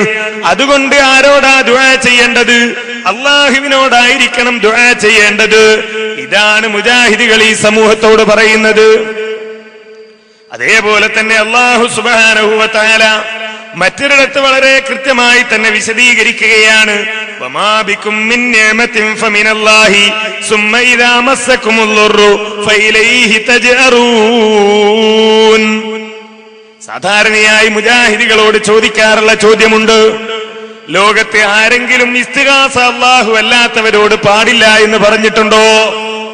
ഇസ്തിഗാസയാണ് ഞങ്ങൾ അല്ലാഹു അല്ലാത്തവരോട് നടത്തുന്നത്, അല്ലാഹുവിനോടല്ലാതെ ഇസ്തിഗാസ നടത്താൻ പാടില്ല എന്ന് ലോകത്തെ ആരെങ്കിലും പറഞ്ഞിട്ടുണ്ടോ? മുജാഹിദികളല്ലാതെ. ഇവിടെ അത്തരം ഒരു ഉദ്ധരണി വായിക്കുകയും ചെയ്തു. ഒരു പണ്ഡിതൻ രേഖപ്പെടുത്തിയതെന്ത്? ഇബ്നു തൈമിയ്യ വരുന്നത് വരെ ഇതാരും പറഞ്ഞിട്ടില്ല. ഇബ്നു തൈമിയ്യയെ അംഗീകരിക്കുന്നവരുമാണ് ഇത് പറയുന്നത്, പ്രചരിപ്പിക്കുന്നത് എന്ന് സാധാരണ ജനങ്ങളെ തെറ്റിദ്ധരിപ്പിക്കാൻ പറയാറുണ്ട്. എന്നാൽ ഈ ആയത്ത് വിശദീകരിച്ചുകൊണ്ട് എല്ലാ സുന്നി വിഭാഗങ്ങളും അംഗീകരിക്കുന്ന ഇമാം റാസി തന്റെ തഫ്സീറിൽ രേഖപ്പെടുത്തുകയാണ്, ഫൈലല്ലാഹി യജ്അറു, അല്ലാഹുവിലേക്കാണ് അഭയം തേടി പോകേണ്ടത്, അല്ലാഹുവിലേക്കാണ് തിരിച്ചു ചെല്ലേണ്ടത് എന്ന് പറഞ്ഞതിന് ശേഷം അദ്ദേഹം പറയുകയാണ്, ഐ ലാ യസ്തഗീസു അഹദൻ ഇല്ലല്ലാഹ്. ഈ കൽപ്പന അംഗീകരിക്കുന്ന ഒരു മുസ്ലിം അവൻ ഈ ഖുർആനിൽ വിശ്വസിക്കുന്നവനാണോ? അവൻ ഈ ഖുർആൻ ഇറക്കിയ അല്ലാഹുവിൽ വിശ്വസിക്കുന്നവനാണോ? അവൻ ഈ ഖുർആൻ പഠിപ്പിച്ച റസൂലിൽ വിശ്വസിക്കുന്നവരാണോ? അവന്റെ ജീവിതത്തിൽ ഉണ്ടാകേണ്ട പ്രത്യേകതയാണ് ഈ ആയത്തിൽ പഠിപ്പിച്ചത്. എന്താ ആയത്തിൽ പഠിപ്പിച്ചത്? ഐ ലാ യസ്തഗീസു അഹദൻ ഇല്ലല്ലാഹ്, അല്ലാഹുവിനോടല്ലാതെ മറ്റാരോടും തന്നെ ഇസ്തിഗാസ നടത്താൻ പാടില്ല. അല്ലാഹുവിനോടല്ലാതെ മറ്റാരോടും തന്നെ സഹായം തേടാൻ പാടില്ല എന്ന് ഈ ആയത്തിന് ഇമാം റാസി അർത്ഥം നൽകുന്നു. വീണ്ടും അദ്ദേഹം വിശദീകരിക്കുന്നു, ഫഅമ്മാ അന്നഹു ഇൻദ നുസൂലിൽ ബലായി യുഖിറു ബിഅന്നഹു ലാ മുസ്തഗാസ ഇല്ലല്ലാഹ്. പ്രയാസങ്ങൾ ഉണ്ടാകുമ്പോൾ അവൻ പറയുന്നത് എന്താണ്? അവൻ വിശ്വസിക്കുന്നത്, അംഗീകരിക്കുന്നത് എന്താണ്? എനിക്ക് അഭയം തേടാൻ അല്ലാഹുവല്ലാതെ മറ്റാരുമില്ല. പക്ഷേ എന്നാൽ വഇൻദ സവാലിൽ ബലായി, അവന്റെ പ്രയാസം നീങ്ങുമ്പോഴോ? ഈ ആയത്ത് വിശദീകരിച്ചുകൊണ്ട് ഇമാം റാസി വിശദീകരിച്ച കാര്യമാണ് നാം പറഞ്ഞു വന്നത്. ഫബയ്യന തആല അന്ന ഇൻദ കശ്ഫിൽ ളിർരി വസലാമത്തിൽ അഹ്വാലി യഫ്തരിഖൂൻ. പ്രയാസങ്ങൾ നീങ്ങുകയും രക്ഷപ്പെടുകയും ചെയ്യുന്ന സന്ദർഭങ്ങളിൽ ആളുകൾ പല വിഭാഗങ്ങളായി തിരിയുന്നു. അതിലൊരു വിഭാഗം ചെയ്യുന്ന പ്രവർത്തനം എന്താണ്? അല്ലാഹുവിലേക്ക് മാത്രം അഭയം തേടിയിരുന്ന ആളുകൾ രക്ഷപ്പെടുമ്പോ അല്ലാഹുവിൽ നിന്ന് തെറ്റിപ്പോവുകയും അല്ലാഹു അല്ലാത്തവരിൽ പങ്കുചേർക്കുകയും ചെയ്യുന്നു. എന്നാൽ അവൻ മനസ്സിലാക്കേണ്ടത് എന്താണ്? അവന്റെ പ്രകൃതിയോട് യോജിക്കുന്നത്, ശുദ്ധമായ പ്രകൃതിയോട് യോജിക്കുന്നത് എന്താണ്? അല്ലാ മഫ്സ ഇല്ലാ ഇലൽ വാഹിദി വലാ മുസ്തഗാസ ഇല്ലൽ വാഹിദ്. ഒരു മനുഷ്യന്റെ പ്രകൃതി അംഗീകരിക്കുന്നത്, അവന്റെ സ്വന്തമായ പ്രകൃതം അവനോട് തേടുന്നത്, അത്തരം പ്രയാസങ്ങളുടെയും കഷ്ടപ്പാടുകളുടെയും സന്ദർഭത്തിൽ അല്ലാഹുവിലേക്കല്ലാതെ അഭയം തേടിപ്പോകാൻ പാടില്ല, അവനോടല്ലാതെ തേടാൻ പാടില്ല എന്നാണ്. എന്നാൽ മനുഷ്യൻ അങ്ങനെ തേടി ആ പ്രയാസം നീങ്ങുമ്പോ അവൻ അല്ലാഹുവല്ലാത്തവരിലേക്ക് നീങ്ങുന്നു. അതിനെപ്പറ്റി ഇമാം റാസി പറയുകയാണ്, ഫഹാദാ ജഹ്ലുൻ അലീം. ഇതൊരു വലിയ വിവരക്കേടാണല്ലോ. മുജാഹിദികളല്ല സഹോദരന്മാരെ പറയുന്നത്, ഇബ്നു തൈമിയ്യയോ മുഹമ്മദ് ബിൻ അബ്ദുൽ വഹാബോ അല്ല പറയുന്നത്. അല്ലാഹുവിനെ മാത്രം ഇസ്തിഗാസ ചെയ്യുക എന്ന അവസ്ഥ വിട്ടുകൊണ്ട് അല്ലാഹുവിനോട് മാത്രം ഇസ്തിഗാസ നടത്തുക എന്ന പ്രവർത്തനത്തിൽ നിന്നൊഴിവായി അള്ളാഹു അല്ലാത്തവരിലേക്ക് ചെല്ലുന്നത്, അള്ളാഹുവിലേക്ക് മാത്രം അഭയം തേടി പോവുക എന്നതൊഴിവാക്കി അള്ളാഹു അല്ലാത്തവരിലേക്ക് ചെല്ലുന്നത് ഫഹാദാ ജഹ്ലുൻ അലീമുൻ, ഇത് വലിയ വിവരക്കേടാണെന്ന് മാത്രമല്ല വളലാലുൻ കാമിലുൻ, അത് സമ്പൂർണമായ വഴികേടുമാകുന്നു എന്ന് ഇമാം റാസി വിശദീകരിക്കുന്നുണ്ട്. ഈ വസ്തുതയാണ് മുജാഹിദുകൾ പറയുന്നത്. മുജാഹിദുകളുടെ വകയായി കണ്ടെത്തിയ ഒരു ആദർശമോ സന്ദേശമോ അല്ല ഈ സമൂഹത്തിന് മുമ്പിൽ മുജാഹിദുകൾ അവതരിപ്പിക്കുന്നത് എന്നർത്ഥം. എന്നാൽ ഇതിന് വിരുദ്ധമായി ഈ സമൂഹത്തെ തെറ്റിദ്ധരിപ്പിക്കാൻ വേണ്ടി ഒരുപാട് ദുർവ്യാഖ്യാനങ്ങളും ദുർന്യായങ്ങളും ഉദ്ധരിക്കുന്ന ആളുകളുണ്ട്. ഇൻഷാ അല്ലാഹ് അല്ലാഹു സുബ്ഹാനഹു വ തആല അനുഗ്രഹിക്കുകയാണെങ്കിൽ അത്തരം ചില കാര്യങ്ങൾ നിങ്ങളുടെ ശ്രദ്ധയിൽ ചില പണ്ഡിതന്മാരുടെ നാവിൽ നിന്ന് തന്നെ കേൾപ്പിച്ചുകൊണ്ട് എന്താണ് അതിന്റെ ഇസ്ലാമിക വശം എന്ന് വിശദീകരിക്കാനാണ് ഉദ്ദേശിക്കുന്നത്. പലപ്പോഴും അത്തരം പല പരിപാടികളും കണ്ട ആളുകളാണ് നമ്മൾ. കൃത്യമായി വസ്തുതകൾ വിശദീകരിക്കുവാൻ വേണ്ടി ഈ സംവിധാനം ഉപയോഗപ്പെടുത്തുകയും അതിൽ നിന്ന് കാര്യങ്ങൾ മനസ്സിലാക്കുകയും ചെയ്യുന്ന ഒരുപാട് ആളുകൾ നമ്മുടെ പ്രദേശങ്ങളിലുണ്ട്, നമുക്കറിയാം. മുജാഹിദുകൾ അതെങ്ങനെ കൃത്യമായി ഉപയോഗപ്പെടുത്തുമ്പോ വേറെ ചില ആളുകൾക്കും തോന്നി ഞങ്ങൾക്കും ഇടണം ആ ജാതി കുറെ ക്ലിപ്പുകൾ. മുജാഹിദുകളുടെ പ്രസംഗങ്ങളിൽ നിന്ന് ചില ഭാഗങ്ങൾ കട്ട് ചെയ്ത് ജനങ്ങളുടെ മുമ്പിൽ ഒന്ന് കേൾപ്പിച്ചു കൊടുക്കണം എന്ന് ചില ആളുകൾക്ക് തോന്നി. അങ്ങനെ ചില ആളുകൾ ആ സംവിധാനം ഉപയോഗപ്പെടുത്താൻ തുടങ്ങി. പക്ഷേ ഇത് ഉപയോഗപ്പെടുത്തിയപ്പോ എന്തിനാ ഈ സാധനം, ഈ പ്രസംഗത്തിന്റെ ഭാഗം എന്തിനാണ് ആളുകളെ കേൾപ്പിക്കുന്നത് എന്ന് പോലും അറിയാതെയാണ് ചില ആളുകളൊക്കെ ഇത് ഉപയോഗിച്ചു കൊണ്ടിരിക്കുന്നത്. ഇവിടെ തന്നെ നടന്ന പ്രസംഗത്തിൽ ബഹുമാന്യനായ ഹുസൈൻ സലഫിയുടെ പ്രസംഗത്തിൽ നിന്നുള്ള ഒരു ഭാഗം ഇവിടെ അദ്ദേഹം പ്രദർശിപ്പിക്കുകയുണ്ടായി. എന്തിനാ അത് പ്രദർശിപ്പിച്ചത്? ഒന്നുകിൽ ഒരു ഭാഗം പ്രദർശിപ്പിച്ചാൽ എന്താണ് അതിലുള്ള ദോഷമെന്ന് പറയണം, എന്താണ് അതുകൊണ്ട് ഉദ്ദേശിച്ചത് എന്ന് പറയണം. ആരോ കുറെ ഇതുപോലെ മുജാഹിദിന്റെ പ്രസംഗത്തിൽ നിന്ന് കട്ട് ചെയ്ത് തരണം എന്ന് ഏതോ കുട്ടികളോട് പറഞ്ഞു. അവര് കട്ട് ചെയ്ത് കുറെ കൊടുത്തു, അതിവിടെ പ്രദർശിപ്പിച്ച് അതിന്റെ കമന്ററി നടത്തി എന്നുള്ളതല്ലാതെ വസ്തുത പറഞ്ഞിട്ടില്ല. ഹുസൈൻ സലഫി ആലപ്പുഴയിൽ നടത്തിയ പ്രസംഗത്തിനാണ് ഇവിടെ മറുപടി പറയുന്നത് എന്ന് പറഞ്ഞുകൊണ്ടാണ് അദ്ദേഹം പ്രസംഗം തുടങ്ങിയത്. ഇപ്പൊ അങ്ങനെയാണ്. ഇപ്പൊ എവിടെ പ്രസംഗിച്ചാലും ഹുസൈൻ സലഫിക്ക് മറുപടി എന്ന നിലയിലല്ലാതെ അദ്ദേഹത്തിന്റെ നാവിൽ നിന്നൊരു വാക്ക് വരില്ല. അത്രത്തോളം അദ്ദേഹം തളർന്നു പോയിരിക്കും. ഹുസൈൻ സലഫി നാദാപുരത്ത് 2 ദിവസം പ്രസംഗിച്ചാൽ പിന്നെ ഹുസൈൻ സലഫി നാദാപുരത്ത് പ്രസംഗിക്കുന്നത് വരെ കേരളത്തിൽ എവിടെയൊക്കെ അദ്ദേഹം പ്രസംഗിക്കുന്നുവോ അതൊക്കെ നാദാപുരം പ്രസംഗത്തിനുള്ള മറുപടിയാണ്. നാട്ടില് സകല സ്ഥലത്തും പ്രസംഗിച്ചിട്ട് മതിയാവാതെ റൂമിലും സ്റ്റുഡിയോയിലും ഇരുന്ന് വരെ പ്രസംഗം നടത്തേണ്ട അവസ്ഥയിലെത്തി. അത്ര അദ്ദേഹത്തിന്റെ മനസ്സിൽ ഹുസൈൻ സലഫി പറഞ്ഞ കാര്യങ്ങളും ഭീകരമായി നിൽക്കുന്നു എന്നർത്ഥം. അതുകൊണ്ട് തന്നെ ഇവിടെ അദ്ദേഹം ഹുസൈൻ സലഫിയുടെ ഒരു പ്രസംഗത്തിന്റെ ഭാഗമിട്ടു. അദ്ദേഹം ആ ഭാഗം കേൾപ്പിച്ചുകൊണ്ട് ജനങ്ങളോട് പറയുന്നത് എന്താണ് എന്ന് നിങ്ങൾ ശ്രദ്ധിച്ചു നോക്കുകയാണ്. ഈ ഒരു കാര്യം പറയൂ, മൂപ്പര് പറയുന്നു, സ്ത്രീ പുരുഷ ഭേദമില്ലാതെ മതഭേദമില്ലാതെ എല്ലാവരും ഈ സ്ത്രീ പുരുഷ ഭേദമില്ലാതെ അങ്ങനെ സ്ത്രീ പുരുഷ ഭേദമില്ലാതെ എല്ലാവരും ധർമ്മം ചങ്ങര കൊളുത്തുക. അതൊന്ന് വെച്ചുകൊടുത്തവനെ ഈ ഒരുമിച്ച് കൂടിയിട്ടുള്ള നൂറുകണക്കിന് വരുന്ന എന്റെ സഹോദരി സഹോദരന്മാരെ, ജാതി മതഭേദമില്ലാതെ സ്ത്രീ പുരുഷ ഭേദമില്ലാതെ സ്ത്രീ പുരുഷ ഭേദമില്ലാതെ ഭേദമില്ല ഇങ്ങോട്ട് ഏറ്റവും മൂപ്പര് പറയുന്നത് മഖബറെ പോകുമ്പോ ആണും പെണ്ണും പോകുമ്പോ മുസ്ലിംമാരൊന്നും പറയുന്നില്ല. മഖബർ എന്തിനാ ഇപ്പൊ അദ്ദേഹം ഈ ഭാഗിട്ടത്? സ്ത്രീ പുരുഷ ഭേദമില്ലാതെ എല്ലാവരെയും ആ ചങ്ങരംകുളത്തേക്ക് ക്ഷണിക്കുന്നു എന്ന് ഹുസൈൻ സലഫി പറഞ്ഞു. അതിന്റെ അർത്ഥം എന്താ? ആണുങ്ങളും പെണ്ണുങ്ങളും ഒന്നായി വരണം എന്നാ. ജാതിമത ഭേദമില്ലാതെ എന്ന് പറഞ്ഞു എല്ലാവരും ഒരു ജാതിയായിട്ടോ അല്ലെങ്കിൽ ഒരു മതമായിട്ടോ വരണമെന്നാണോ? അല്ലെങ്കിൽ എല്ലാ ജാതിയും എല്ലാ മതവും ഒന്നിച്ച് ഒരേപോലെ കൂടിക്കലർന്നുകൊണ്ട് ഒരു പ്രദേശത്ത് നിന്ന് വരണമെന്നാണോ? മലയാളത്തിൽ സാധാരണ പറയാറുള്ള, നമ്മളൊക്കെ പ്രയോഗിക്കാറുള്ള ഒരു ശൈലിയാണ് സ്ത്രീ പുരുഷ ഭേദമില്ലാതെ, ജാതിമത ഭേദമില്ലാതെ, രാഷ്ട്രീയ ഭേദമില്ലാതെ എന്നൊക്കെ എല്ലാരും പറയാറുണ്ട്, എല്ലാ പരിപാടിക്കും ക്ഷണിക്കാറുണ്ട്. അതെടുത്തിട്ട് കൊണ്ട് അദ്ദേഹം ഇത്രേ പറഞ്ഞിട്ടുള്ളൂ, പിന്നെ വേറെ ക്ലിപ്പിലേക്ക് പോവാൻ. അപ്പോ ഏതോ ഒരു ക്ലിപ്പ് ആരോ കൊടുത്തു, അതിവിടെ പ്രദർശിപ്പിക്കുന്നു. ആ രൂപത്തിലല്ല മുജാഹിദുകൾക്ക് ഈ സമൂഹത്തോട് കാര്യം പറയാനുള്ളത്. അങ്ങനെയാണെങ്കിൽ ഒരു പ്രസംഗം എടുത്താൽ ഒരു 100 ക്ലിപ്പ് വേണമെങ്കിൽ ആർക്കും ഉണ്ടാക്കാൻ കഴിയും. പക്ഷേ എന്താണ് വിഷയവുമായി ബന്ധപ്പെട്ട മർമ്മം, എന്താണ് ജനങ്ങളെ പഠിപ്പിക്കേണ്ടത് എന്നതനുസരിച്ചാണ് ഇവിടെ ചില ദൃശ്യങ്ങൾ നിങ്ങളുടെ മുമ്പിൽ കാണിക്കാൻ ഉദ്ദേശിക്കുന്നത്. ഞാനിവിടെ പറഞ്ഞല്ലോ, ഒന്നാമതായി മുജാഹിദുകൾക്ക് പറയാനുള്ള ആദർശം അത് ലാ ഇലാഹ ഇല്ലല്ലാഹ് എന്ന ആദർശത്തിലേക്ക് ക്ഷണിക്കലാണ്. ഈ ആദർശത്തിലേക്ക് മുജാഹിദുകൾ ക്ഷണിക്കാനുള്ള കാരണം എന്താണ്? അതിന് വിരുദ്ധമായ വിശ്വാസങ്ങൾ പ്രചരിപ്പിക്കുന്ന ആളുകൾ ഇവിടെ ഉണ്ടായി. ഏതുവരെ പ്രചരിപ്പിച്ചു എന്നറിയുമോ?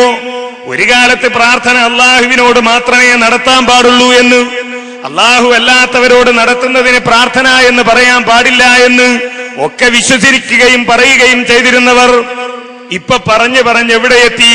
പ്രാർത്ഥന അള്ളാഹുവിനോട് മാത്രം എന്ന് പറയുന്നത് ഇബ്ലീസിന്റെ സന്ദേശമാണ് എന്ന് പറയുന്നിടത്തെത്തി. നിങ്ങൾക്ക് സ്ക്രീനിൽ ഒരു പുസ്തകം കാണാം,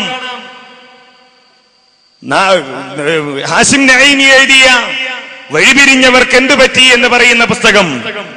ഈ പുസ്തകത്തിന് അവതാരിക എഴുതിയത് കീലത്ത് മുഹമ്മദ് മാസ്റ്ററാണ്.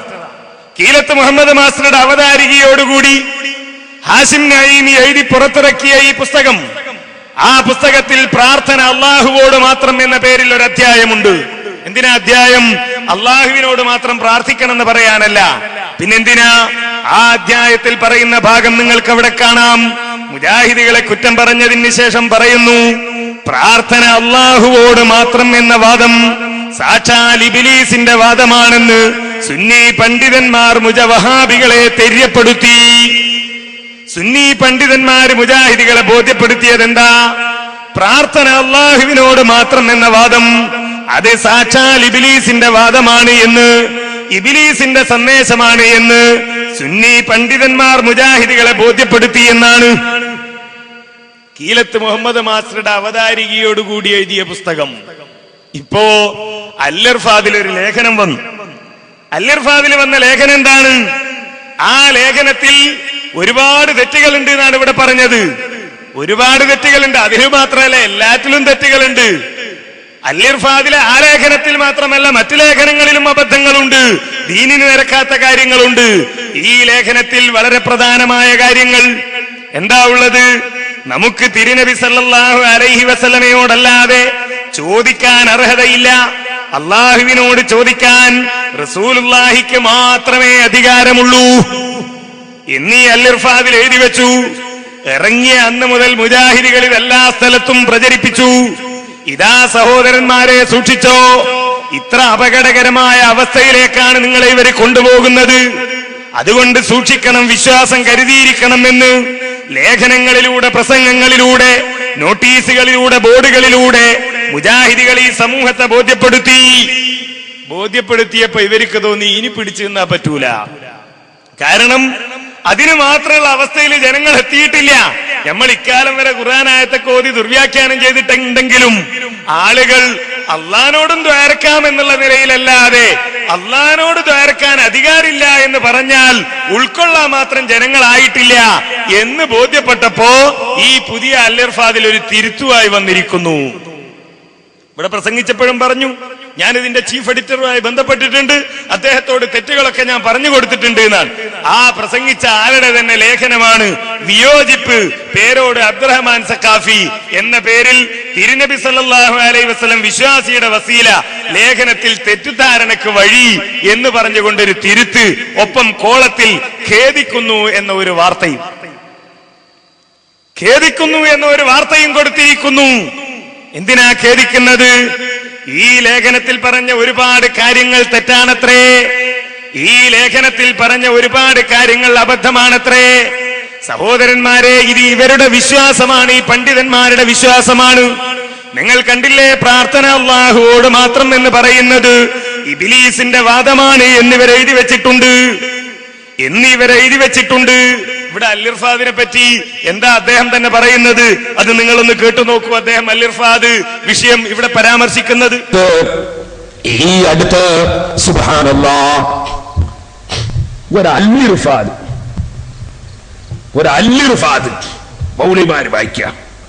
അതിൽ നമുക്ക് തിരുനബിയോടല്ലാതെ ചോദിക്കാൻ അർഹതയില്ല, അള്ളാഹുവിനോട് ചോദിക്കാൻ റസൂലുള്ളാഹിക്ക് മാത്രമേ അധികാരമുള്ളൂ, അള്ളാഹുവിലേക്കുള്ള കവാടമാണ് അവിടുന്ന് എന്നൊരു വാചകം അതെടുത്ത് ഉദ്ധരിച്ചിട്ട് മൗലവിമാർ പോയി അള്ളാഹിനോട് ചോദിക്കാൻ പാടില്ല എന്നാ സുന്നികൾ പറയുന്നത്. നല്ല കോളായി. സുന്നികൾ നിസ്കരിക്കില്ലേ? ഇതിലെ സിറാത്തുൽ മുസ്തഖീം എല്ലാ സുന്നികളും അഞ്ചരും അതുപോലെ തന്നെ സുന്നത്തുകാരും നിസ്കാരത്തിൽ പറയാറില്ലേ? അല്ലാഹുമ്മ ഫില്ലി മാ ഖദ്ദംതു വമാ അഖർതു പറയാറില്ലേ? റബ്ബി ഫില്ലി വർഹംനി പറയാറില്ലേ? അസ്തഗ്ഫിറുല്ലാഹ് അല്ലദീ പറയില്ലേ? നിസ്കരിച്ചതിന് ശേഷം കൂട്ടുപ്രാർത്ഥന നടത്താറില്ലേ? ജീവിച്ചാൽ ദ്വാരക്കാറില്ലേ? മരിച്ചവരെയും ദ്വാരക്കരുത്. ഇതൊന്നും പറ്റില്ല. നിവരില്ലേ? അള്ളാഹിനോട് ചേർക്കാൻ പാടില്ല. നിവരാണെങ്കിൽ അള്ളാഹിനോട് ചേർക്കാൻ പാടില്ല. അൽ-ഇർഫാദിൽ വന്ന ഒരു പ്രസംഗം ഞാൻ അതിന്റെ ചീഫ് എഡിറ്ററിൽ PMK ഫൈസിയെ ഇത് കണ്ടപ്പോൾ വിളിച്ചു പറഞ്ഞു. അദ്ദേഹം പറഞ്ഞു അതിൽ വന്ന പ്രസംഗത്തെ ശ്രദ്ധയിൽപ്പെടാതെ വന്ന പ്രസംഗം അത് തീർച്ചയായിട്ടുണ്ടെന്ന് പറഞ്ഞു. പ്രസംഗം സംഭവിക്കുക സാധാരണ ചിലപ്പോൾ എഡിറ്ററുടെ ശ്രദ്ധയിൽപ്പെടാതെ എന്തെങ്കിലും ഒരു പ്രസംഗം സംഭവിക്കുമ്പോഴേക്ക് ആകെ സുന്നികളിൽ ആരോപണം പറയാം. സഹോദരന്മാരെ, ഇതിലതിനകത്തുള്ള വേറെ ചില തെറ്റുകളുണ്ട്. ഞാൻ അദ്ദേഹത്തോടെ ചൂണ്ടിക്കാണിച്ചിട്ടുണ്ട്. അൽ-ഇർഫാദിൽ വന്ന ഒരു തെറ്റ്, എഡിറ്ററുടെ ശ്രദ്ധയിൽപ്പെടാതെ പോയ ഒരു തെറ്റ്, അങ്ങനെ ഒരു തെറ്റ് വന്നതിനാകെ സുന്നികളെ കുറ്റം പറയാണോന്നാ. ഈ വാണിമേൽ പ്രദേശത്തുള്ള ആളുകൾ ഇദ്ദേഹത്തിന്റെ പ്രസംഗം കേൾക്കാൻ തുടങ്ങിയിട്ട് ഒരുപാട് കാലായല്ലോ. മുജാഹിദുകൾ തിരുത്തിയ അബദ്ധം വന്നുപോയതാണ്, ശ്രദ്ധയിൽപ്പെടാതെ വന്നുപോയതാണ് എന്ന് മുജാഹിദുകൾ അവരുടെ പ്രസിദ്ധീകരണങ്ങളിലൂടെ പറഞ്ഞ എത്ര തെറ്റുകൾ ഇദ്ദേഹത്തിന്റെ പ്രസംഗങ്ങളിൽ ഇദ്ദേഹം നാട്ടിൽ പറഞ്ഞു നടക്കാറുണ്ട്. എന്തേ ആ സമയത്ത് ഈ ന്യായം ഓർമ്മയായില്ലേ? ആ സമയത്ത് ഈ ന്യായം അദ്ദേഹത്തിന്റെ മനസ്സിൽ വരാറില്ലേ? നമ്മൾ ആലോചിച്ചു നോക്കണ്ടേ? മുജാഹിദുകൾ ഈ തെറ്റ് പറയുന്നു. എന്താ പറയാനുള്ള കാരണം? ഇത് ഇദ്ദേഹം തെറ്റാണെന്ന് പറഞ്ഞാലും ഇദ്ദേഹത്തിന് പോലും അത് തെറ്റാണെന്ന് പറയാൻ കഴിയില്ല. ഇദ്ദേഹത്തിന്റെ ആളുകൾ തന്നെ അത് വിശ്വസിക്കുന്നുണ്ട്. ഇത് വിശ്വസിക്കുന്ന ആളുകൾ ഇവിടെയില്ലേ? കാരണം ഈ ലേഖനം എഴുതിയ ആളെ പറ്റി ഇവർ പറയുന്നത് എന്താണ്? ലേഖനത്തിൽ വന്ന അബദ്ധം എന്നല്ല, ലേഖനത്തിൽ വന്നുപോയ ഒരു തെറ്റ് എന്നല്ല, എഡിറ്ററുടെ ശ്രദ്ധയിൽപ്പെടാതെ പോയ തെറ്റ് എന്ന് പറഞ്ഞാൽ വസ്തുത തെറ്റാണ് എന്നല്ല. നേരെ മറിച്ച് ഇതിൽ പറയുന്നത് എന്താണ്? അബദ്ധങ്ങളുടെ നീണ്ട ഘോഷയാത്ര ഉൾക്കൊള്ളുന്ന ഈ ലേഖനം വിവർത്തനം ചെയ്ത വ്യക്തി ഈജിപ്തിലെ മുഖ്താറിന്റെ വ്യാജ തരീഖത്ത് സ്വീകരിച്ച ആളാണെന്ന് കേട്ടിട്ടുണ്ട്. പേരോട് സക്കാഫി ലേഖനത്തിൽ പറയാണ്, ഈ ലേഖനം എഴുതിയ ആൾ ആരാണ്? മുഖ്താറിന്റെ ത്വരീഖത്ത് അംഗീകരിച്ച ആളാണ്. ആ ത്വരീഖത്തിലല്ലേ അബ്ദുൽ നാസർ മഅദനി ബൈഅത്ത് ചെയ്തത്? ആ ത്വരീഖത്തിനല്ലേ കക്കാട് ഫൈസി നേതൃത്വം നൽകിക്കൊണ്ടിരിക്കുന്നത്? അപ്പോൾ ആ ത്വരീഖത്തുകാർ ഈ ഒരു വിശ്വാസം ഉൾക്കൊള്ളുന്നവരാണ്.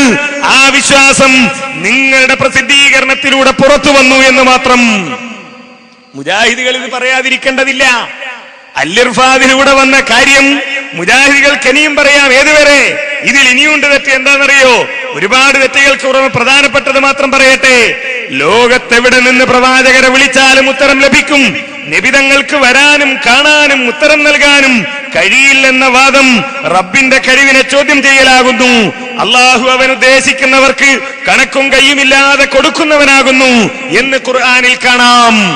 നമ്മളെ നാട്ടിലെ ആളുകൾ വിശ്വസിക്കുന്നുണ്ട്, ചില ഔലിയാക്കന്മാരെ സദസ്സിലൊക്കെ എന്ത് ചെയ്യും? നബി സല്ലല്ലാഹു അലൈഹി വസല്ലം ഹാജരാകുന്നാണ്. പേരോട് നിഷേധിച്ചിട്ടില്ല. പേരോട് എഴുതിയത് എന്താണ്? പരിശുദ്ധ ഖുർആനിൽ ജാഊക നബി സല്ലല്ലാഹു അലൈഹി വസല്ലം തങ്ങളെ അങ്ങോട്ട് സമീപിച്ചാൽ എന്നാണ് പറഞ്ഞത്. ഈ ആയത്ത് വഫാത്തിന് ശേഷവും നബി സല്ലല്ലാഹു അലൈഹി വസല്ലം തങ്ങളെ സിയാറത്ത് ചെയ്യുന്നതിന് തെളിവാണെന്ന് ഇമാം സുബിക്കിയെ പോലെയുള്ള പണ്ഡിതന്മാർ വ്യക്തമാക്കിയിട്ടുണ്ട്. നബി സല്ലല്ലാഹു അലൈഹി വസല്ലമയും മറ്റ് പ്രവാചകരും മഹാത്മാക്കളും ചില മഹാന്മാരുടെ സദസ്സുകളിൽ ഹാജരാകാമെന്ന് തെളിവുകൾ ഉദ്ധരിച്ച് ഇമാം സുയൂത്തിയെ പോലെയുള്ള പണ്ഡിതന്മാർ സമർത്ഥിച്ചത് ശരിയാണ്. നബി സല്ലല്ലാഹു അലൈഹി വസല്ലം ഹാജരാകും. അത് ചില മഹാന്മാരെ സദസ്സിലെ ഹാജരാകുന്ന ഈ ചില മഹാന്മാരാരാ? കക്കാട് ഫൈസി പറയുന്നു മുഖ്താർ തങ്ങൾ വലിയ മഹാനാണ് എന്ന്. വടകരയിലെ തരീഖത്തിന്റെ തങ്ങളെ തരീഖത്ത് അതിന്റെ മുരീദന്മാര് പറയുന്നു ഞങ്ങളെ ശൈഖ് വലിയ മഹാനാണ് എന്ന്. AP ഭാഗം സുന്നികൾ പറയുന്നു ഞങ്ങൾ ഉസ്താദ് കാന്തപുരം വലിയ മഹാനാണ് എന്ന്. EK ഭാഗം സുന്നികൾ പറയുന്നു ഞങ്ങളുടെ നേതാക്കന്മാര് വലിയ മഹാന്മാരാണ് എന്ന്. അപ്പോ എന്താ ഈ മഹാന്മാരൊക്കെ സദസ്സിൽ ഹാജരാകുമോ? എന്നിട്ട് എന്താ പറഞ്ഞത്? അങ്ങനെ കഴിയില്ല എന്ന് ആരെങ്കിലും പറഞ്ഞാൽ അത് അള്ളാഹുവിന്റെ കഴിവിനെ നിഷേധിക്കലാണ്.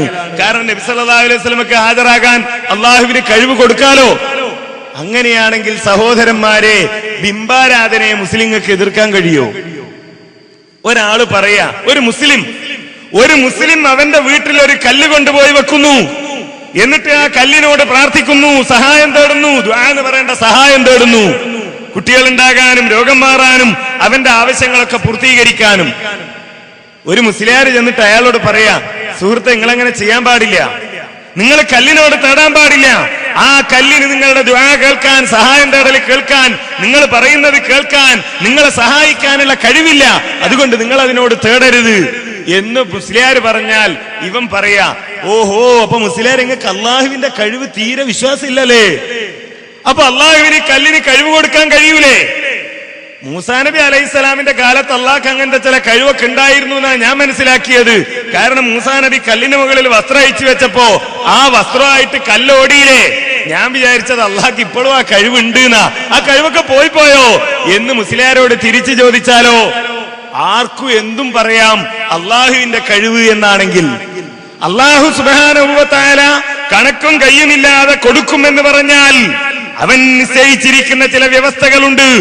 ആ വ്യവസ്ഥകൾക്ക് വിരുദ്ധമായി അവൻ കൊടുക്കുകയില്ല. അതാണ് അവൻ പറഞ്ഞത്, പ്രാർത്ഥന കേൾക്കുവാനും ഉത്തരം ചെയ്യുവാനുമുള്ള കഴിവ് അത് അള്ളാഹുവിന് മാത്രമാണ്. ഇനിയോ ഈ ആയത്തിൽ, ഈ ലേഖനത്തിൽ പറഞ്ഞു, എല്ലാവരും എന്ത് ചെയ്യണം? നബി സല്ലല്ലാഹു അലൈഹി വസല്ലമയോട് പറയണം. പാപം പൊറുക്കാൻ വേണ്ടി നബി സല്ലല്ലാഹു അലൈഹി വസല്ലമയോട് പറയണം. അതും തെറ്റാണ്, തിരുത്തപ്പെടേണ്ടതാണ് എന്നാണ് പേരോട് പറയാൻ ശ്രമിക്കുന്നത്. പക്ഷേ പറയാൻ കഴിയില്ലല്ലോ. കാരണം പേരോടിനെ പോലെ തന്നെ ഈ വിഭാഗത്തിൽ സജീവമായി പ്രവർത്തിക്കുന്ന സഖാഫിമാരെ പോലെ തന്നെ മറ്റൊരു വിഭാഗമാണ് അഹ്സനിമാരെന്ന് പറയുന്നത്. ആ അഹ്സനിമാര് കോട്ടക്കൽ വെച്ച് മുജാഹിദുകളുമായി ഒരു സംവാദത്തിന് തയ്യാറായി. ആ സംവാദത്തിൽ ഇതേ വസ്തുത പറയുന്നു. ഒരു മുസ്ലിം അവന്റെ പാപം പൊറുക്കണമെങ്കിൽ, ഞാനിപ്പോ ഒരു തെറ്റ് ചെയ്തു പോയി, ഈ വാണിമേലുള്ള ഒരാള് ഒരു തെറ്റ് ചെയ്തു പോയി അള്ളാഹുവിനോട്, അങ്ങനെ തെറ്റ് ചെയ്തു പോയാൽ അത് അള്ളാഹു പൊറുക്കണമെങ്കിൽ പടച്ചവനെ നീ പുറത്തു തരണേ എന്ന് പറഞ്ഞാൽ പോരാ. പടച്ചവനെ നീ പുറത്തു തരണമേ എന്ന് പറഞ്ഞാൽ പോരാ. ഒന്നുകിൽ നബി സല്ലല്ലാഹു അലൈഹി വസല്ലമയുടെ ഖബറിനരികിലേക്ക് ചെല്ലണം, അല്ലെങ്കിലോ നബി സല്ലല്ലാഹു അലൈഹി വസല്ലമയെ വിളിച്ചുകൊണ്ട് പറയണം, റസൂലേ, ഞാനിങ്ങനെ ഒരു തെറ്റ് ചെയ്തു പോയിട്ടുണ്ട്, നിങ്ങൾ അള്ളാഹുവിനോട് പറയണേ എന്ന്. അദ്ദേഹം ആ ഭാഗം സമർത്ഥിക്കുന്നത് നമുക്ക് വിഷയം കൂടുതൽ കൃത്യമാകാൻ വേണ്ടി ശ്രദ്ധിക്കേണ്ട ഭാഗം ആവർത്തിച്ച് ഞാൻ കേൾപ്പിക്കുന്നുണ്ട്. നിങ്ങളൊന്ന് ശ്രദ്ധിച്ചു നോക്കുക. ഖുർആൻ പറയുന്നു, ഇസ്തിഗാസയുടെ രണ്ടാമത്തെ തെളിവ് പിടിച്ചോ. വിശുദ്ധ ഖുർആൻ, വലൗ അന്നഹും യളമു അൻഫുസഹും ജാഊക ഫസ്തഗ്ഫിറുല്ലാഹ വസ്തഗ്ഫറ ലഹുമുർ റസൂലു ലവജദുല്ലാഹ തവ്വാബർ റഹീമ. ആരാ ആയത്ത് വിശദീകരിക്കേണ്ടത്? ഞാൻ വിശദീകരിച്ചാൽ നിങ്ങൾക്ക് പറ്റൂല, നിങ്ങൾ വിശദീകരിച്ചാൽ എനിക്കും പറ്റൂല. പണ്ഡിതന്മാർ വിശദീകരിക്കാൻ, നിങ്ങൾ തന്നെ പ്രാമാണിക പണ്ഡിതനായി ഉദ്ധരിക്കുന്ന അല്ലാമ ഇബ്നു കസീർ തന്റെ തഫ്സീറിൽ പറയുന്നു, യുർശിദു തആല, അല്ലാഹു തആല ഇവിടെ എന്താണ് പറയുന്നത്? അൽ ഉസാത്ത, മുഴുവൻ ദോഷികളോടും. അല്ലിനെ കുറിച്ച് നമ്മൾ പഠിക്കണം. അൽ ഉസാത്ത വൽ മുദ്നിബീന, മുഴുവൻ ദോഷികളോടും പറയുന്നു. ഇദാ വഖഅ മിൻഹുമുൽ ഖതഉ വൽ ഇസ്യാൻ, അവരിൽ നിന്ന് എന്തെങ്കിലും തെറ്റുകൾ വന്നു കഴിഞ്ഞാൽ റസൂലുള്ളാഹി സ്വല്ലല്ലാഹു അലൈഹി വസല്ലം, റസൂലുള്ളാഹി സ്വല്ലല്ലാഹു അലൈഹി വസല്ലം തങ്ങൾ വഫാത്തായതോട് റസൂൽ അല്ലാതാകുന്നില്ല. റസൂലുള്ളാഹി സ്വല്ലല്ലാഹു അലൈഹി വസല്ലം തങ്ങൾ വഫാത്തായതോട് റസൂൽ അല്ലാതാകുന്നില്ല. റസൂലുള്ളാഹി സ്വല്ലല്ലാഹു അലൈഹി വസല്ലം തങ്ങൾ വഫാത്തായതോട് റസൂൽ അല്ലാതാകുന്നില്ല. ഇല റസൂലി, റസൂലിന്റെ അടുക്കലേക്ക് ചെല്ലണം. എന്നിട്ടോ വയസ്തഗ്ഫിറുല്ലാഹ ഇൻദഹു, അല്ലാഹുവിനോട് റസൂലിന്റെ അടുക്കൽ വെച്ച് പൊറുക്കൽ ചോദിക്കണം. കഴിഞ്ഞില്ല, നബിയോട് ചോദിക്കണം. അവർക്ക് പുറത്തു കിട്ടാൻ വേണ്ടി അള്ളാഹു അവർക്ക് വേണ്ടി പൊറുക്കൽ ചോദിക്കാൻ വേണ്ടി നബിയോട് ചോദിക്കണം. നബിയോട് ചോദിക്കണമെന്ന് ദോഷികളോട്, ഇപ്പോ ദോഷം ചെയ്താൽ ദോഷിയാവൂലേ? നബിയോട് ചോദിക്കണമെന്ന് ദോഷികളോട്, ഇപ്പോ ദോഷം ചെയ്താൽ ദോഷിയാവൂലേ? നബിയോട് ചോദിക്കണമെന്ന് ദോഷികളോട്, ഇപ്പോ ദോഷം ചെയ്താൽ ദോഷിയാവൂലേ? ദോഷിയാകും. നമ്മൾ തെറ്റ് ചെയ്താൽ ദോഷിയാകും. ദോഷിയായാൽ ചോദിക്കണമെന്ന് അല്ലാമ ഇബ്നു കസീർ ഈ ആയത്തിന് അർത്ഥം വെക്കുന്നു. നമ്മൾ അർത്ഥം വെച്ചു പറയാൻ വേണ്ട. ദോഷം ചെയ്താൽ ദോഷിയാണ്, നമ്മൾ ദോഷം ചെയ്താൽ ദോഷികളാണ്. ആ ദോഷികളായ നമ്മളുടെ ദോഷം പൊറുക്കണമെങ്കിൽ എന്തു വേണം? നബി സല്ലല്ലാഹു അലൈഹി വസല്ലമയോട് ചോദിക്കണം. എങ്കിലേ നമ്മുടെ പാപം പൊറുക്കുകയുള്ളൂ എന്നാണ് ഇവിടെ പറഞ്ഞത്. പേരോട് തിരുത്താൻ തുടങ്ങിയാൽ, അതല്ലെങ്കിൽ മറ്റേതെങ്കിലും സഖാഫിമാര് തിരുത്താൻ തുടങ്ങിയാൽ, ഒന്നോ രണ്ടോ തിരുത്തുകൾ കൊണ്ട് മാത്രം തീരുന്നതല്ല കാര്യം.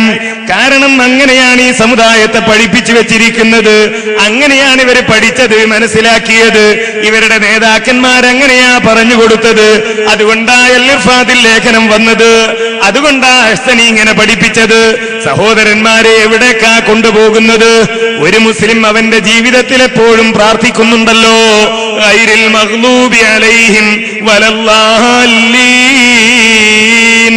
പടച്ചതമ്പുരാനെ, നീ ഞങ്ങളെ പിഴച്ചു പോയവരുടെ മാർഗത്തിൽ പെടുത്തരുത് റബ്ബേ, നിന്റെ കോപത്തിന് വിധേയരായവരുടെ മാർഗത്തിലും പെടുത്തരുത് റബ്ബേ.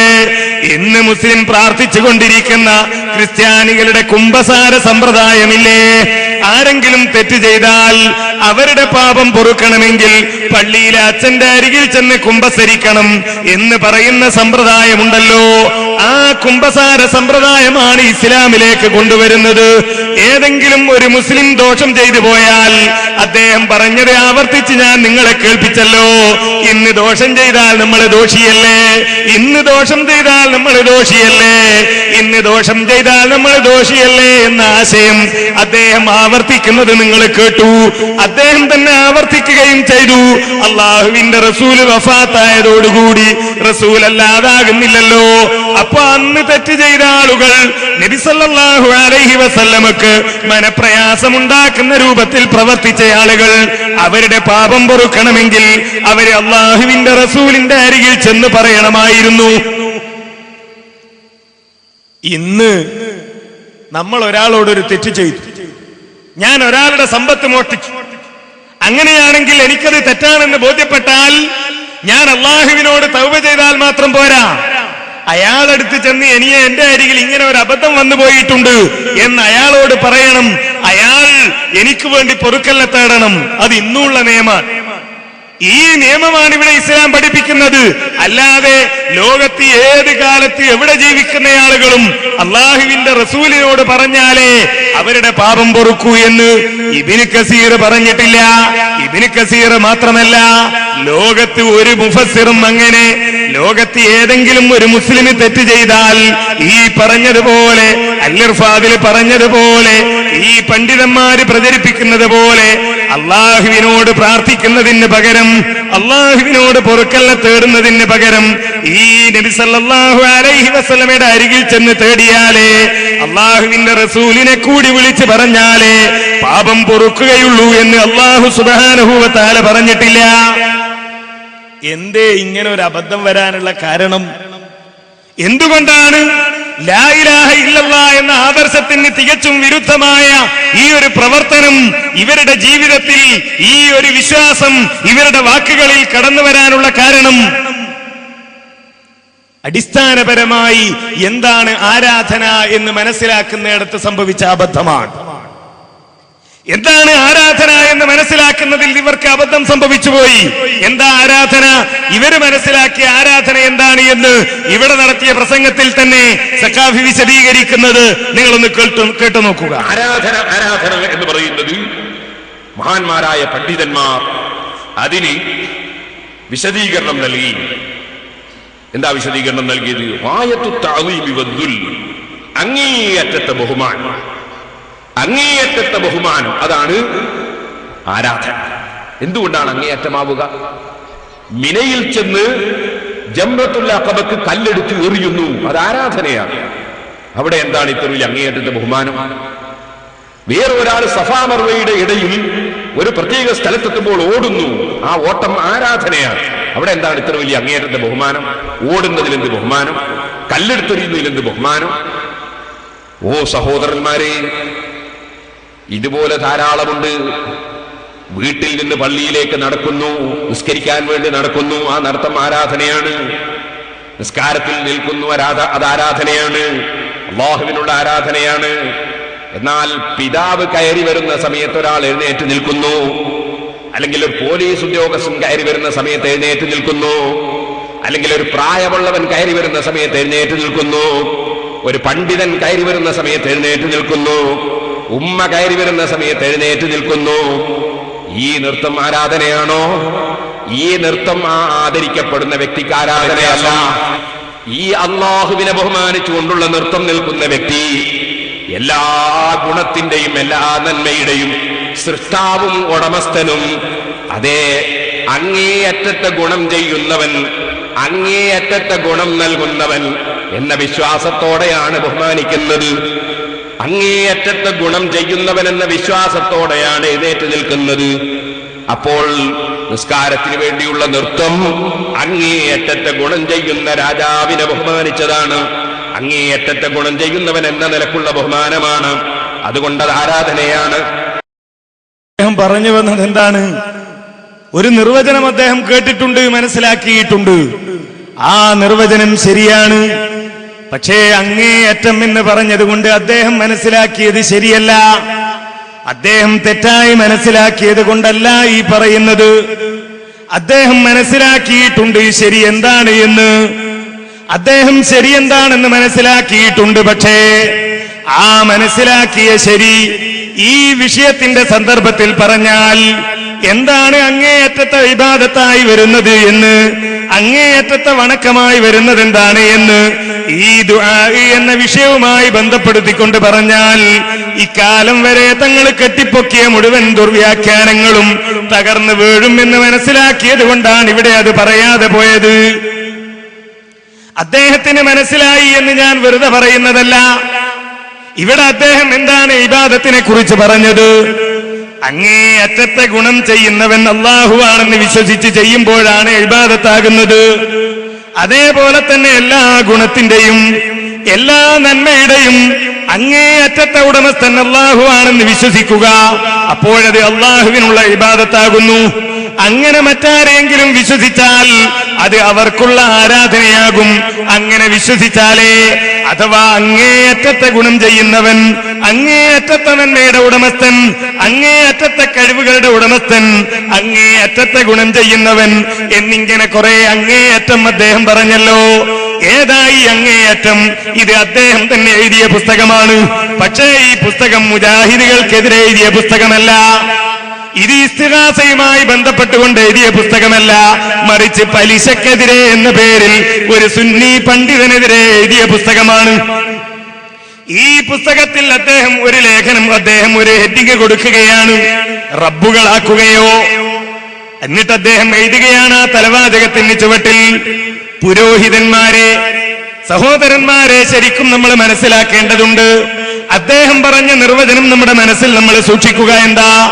അങ്ങേയറ്റത്തെ ഗുണം ചെയ്യുന്നവൻ എന്ന് വിശ്വസിച്ചാലേ ഇബാദത്താകുള്ളൂ, അങ്ങേയറ്റത്തെ നന്മ ചെയ്യുന്നവൻ എന്ന് വിചാരിച്ചാലേ ഇബാദത്താകുള്ളൂ എന്നാണല്ലോ അദ്ദേഹം പറഞ്ഞത്. അദ്ദേഹം തന്നെയാണ് ഈ പുസ്തകത്തിൽ പറയുന്നത്, പുരോഹിതന്മാരെ പൂർവ്വ സമുദായങ്ങൾ റബ്ബുകളാക്കി എന്നർത്ഥം വരുന്ന സൂറത്തു തൗബയിലെ 31-ാം സൂക്തം പാരായണം ചെയ്തപ്പോ അദീ ഇബ്നു ഹാത്തിം റളിയല്ലാഹു അൻഹു ഇങ്ങനെ ചോദിച്ചു, ഞങ്ങൾ പുരോഹിതന്മാരെ ആരാധിച്ചിട്ടില്ലല്ലോ. പുരോഹിതന്മാരെ പൂർവ്വ സമുദായങ്ങൾ റബ്ബുകളാക്കി എന്നർത്ഥം വരുന്ന സൂറത്തു തൗബയിലെ 31-ാം സൂക്തം പാരായണം ചെയ്തു. അങ്ങനെ പാരായണം ചെയ്തപ്പോ അദീ ഇബ്നു ഹാത്തിം റളിയല്ലാഹു അൻഹു ഇങ്ങനെ ചോദിച്ചു, ഞങ്ങൾ പുരോഹിതന്മാരെ ആരാധിച്ചിട്ടില്ലല്ലോ. നബി സല്ലല്ലാഹു അലൈഹി വസല്ലമ മറുപടി നൽകി, അല്ലാഹു അനുവദിച്ചതിനെ അവർ നിങ്ങൾക്ക് ഹറാമാക്കുകയും അവൻ ഹറാമാക്കിയതിനെ അവർ ഹലാലാക്കുകയും ചെയ്തപ്പോൾ നിങ്ങൾ അത് സ്വീകരിച്ചിട്ടില്ലേ? അദീ റളിയല്ലാഹു അൻഹു പറഞ്ഞു, അതെ ഉണ്ട്. നബി സല്ലല്ലാഹു അലൈഹി വസല്ലമ വിവരിച്ചു, അത് പുരോഹിതന്മാർക്കുള്ള ആരാധനയാണ്. റാസി 16:30. മതനിയമങ്ങൾ എന്നിട്ട് പേരോട് പറയുകയാണ്, മതനിയമങ്ങൾ ഇഷ്ടാനുസരണം ഭേദഗതി ചെയ്യാൻ അല്ലാഹു അല്ലാത്തവർക്ക് അധികാരമുണ്ടെന്ന വിശ്വാസം ശിർക്കും കുഫറുമാണ്. റബ്ബുകളാക്കി എന്ന് പറയാൻ കാരണം ഇതാണ്, മുസ്ലിം പണ്ഡിതന്മാർ തലമുറകളായി പഠിപ്പിച്ചു വരുന്നതും പൊതുവെ അറിഞ്ഞു വരുന്നതുമായ പലിശ എല്ലാം ഹറാം എന്നത് ഭേദഗതി ചെയ്യാൻ ഒരാൾക്കും അധികാരമില്ല, അവകാശമില്ല. അപ്പൊ ഇവര് റബ്ബുകളാക്കിയത് എന്താ? എല്ലാ അങ്ങേയറ്റത്തെ ഗുണം ചെയ്യുന്നതും ഈ തങ്ങളുടെ പണ്ഡിതന്മാരാണ് എന്ന് യഹൂദികളും നസാറാക്കളും വിശ്വസിച്ചിരുന്നോ? ഖുർആൻ പറയുന്നു, നിങ്ങളുടെ പണ്ഡിതന്മാരെ നിങ്ങൾ റബ്ബുകളാക്കി. അങ്ങേയറ്റത്തെ ഗുണം ചെയ്യുന്നത് ഈ പണ്ഡിതന്മാരാണ് എന്നിവർ വിശ്വസിച്ചോ? വിശ്വസിച്ചിരുന്നില്ല. അങ്ങേയറ്റത്തെ നന്മ ചെയ്യുന്നത് ഈ പണ്ഡിതന്മാരാണെന്ന് ഇവർ വിശ്വസിച്ചോ? വിശ്വസിച്ചില്ല. എല്ലാ ഗുണങ്ങളുടെയും ഉടമസ്ഥന്മാർ ഈ പണ്ഡിതന്മാരാണ് എന്നവർ വിശ്വസിച്ചോ? വിശ്വസിച്ചിരുന്നില്ല. എന്നിട്ടും എന്തേ ഇത് ശിർക്കാണ് എന്ന് പറഞ്ഞത്? എന്നിട്ടും എന്തേ റബ്ബുകളാക്കി എന്ന് പറഞ്ഞത്? എന്നിട്ടും എങ്ങനെയാ കുഫ്റായത്? മതനിയമങ്ങൾ ഇഷ്ടാനുസരണം ഭേദഗതി ചെയ്യാൻ അല്ലാഹു അല്ലാത്തവർക്ക് അവകാശമുണ്ടെന്ന വിശ്വാസം, ആ വിശ്വാസം ഉണ്ടായപ്പോ അത് റബ്ബാക്കലായി. ഇവിടെ എന്താ വിശ്വാസം? പ്രാർത്ഥന കേൾക്കുവാനും അതിന് ഉത്തരം ചെയ്യുവാനുമുള്ള അവകാശം അള്ളാഹുവിന് മാത്രമാണ് എന്ന് അല്ലാഹു പറയുന്നു. അത് വേറെ ചില ആളുകൾക്കുണ്ട് എന്ന് വിശ്വസിച്ചാൽ അത് ശിർക്കായി. അങ്ങേയറ്റത്തെ ഗുണം, അങ്ങേയറ്റത്തെ നന്മ, അങ്ങേയറ്റത്തെ കഴിവ് എന്നൊന്നും അദ്ദേഹം തന്നെ ഈ ലേഖനത്തിൽ പറഞ്ഞിട്ടില്ല. എന്താ പറയാതിരുന്നത്? അത് മുജാഹിദികൾക്കെതിരെയുള്ള മറുപടിയല്ല, അത് മുജാഹിദികൾക്കെതിരെയുള്ള മറുപടിയല്ല, നേരെ മറിച്ച് പലിശക്കെതിരെയുള്ള മറുപടിയാണ്.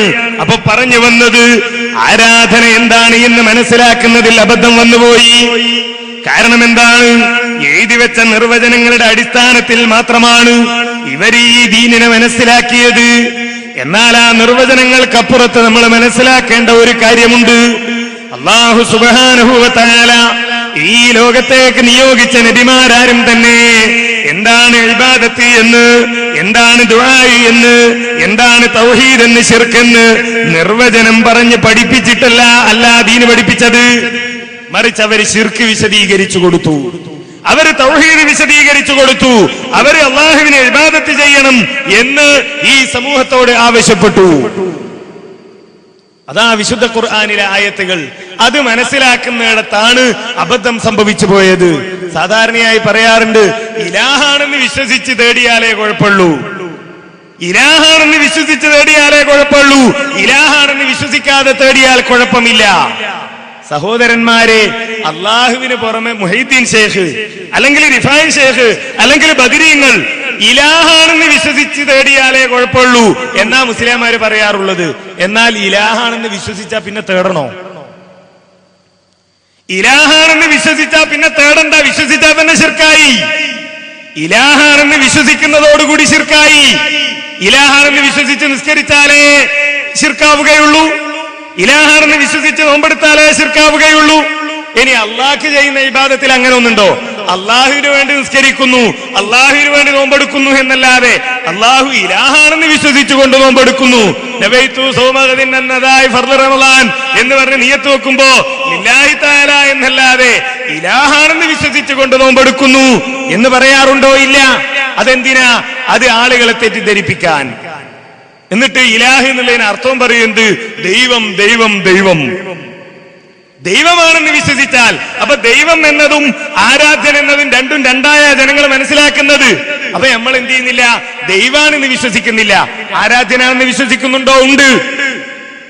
ശൈഖ് മുഹീദ്ദീൻ ശൈഖ് റഹ്മത്തുള്ളാഹി അലൈഹി എന്റെ നമസ്കാരം കാണുവാനും എന്റെ നമസ്കാരത്തിൽ ഞാൻ നടത്തുന്ന പ്രാർത്ഥനകൾ കേൾക്കുവാനും ആ നമസ്കാരത്തിന് അള്ളാഹുവിന്റെ അരികിൽ നിന്ന് പ്രതിഫലം വാങ്ങിത്തരാനും ശൈഖ് ജീലാനിക്ക് കഴിയുമെന്ന് വിശ്വസിച്ചുകൊണ്ട് ഞാൻ മുഹീദ്ദീൻ ശൈഖിന് വേണ്ടി നിസ്കരിച്ചാൽ അത് ശിർക്കാണ്, ലാ ഇലാഹ ഇല്ലല്ലാഹ്ക്ക് എതിരാണ്.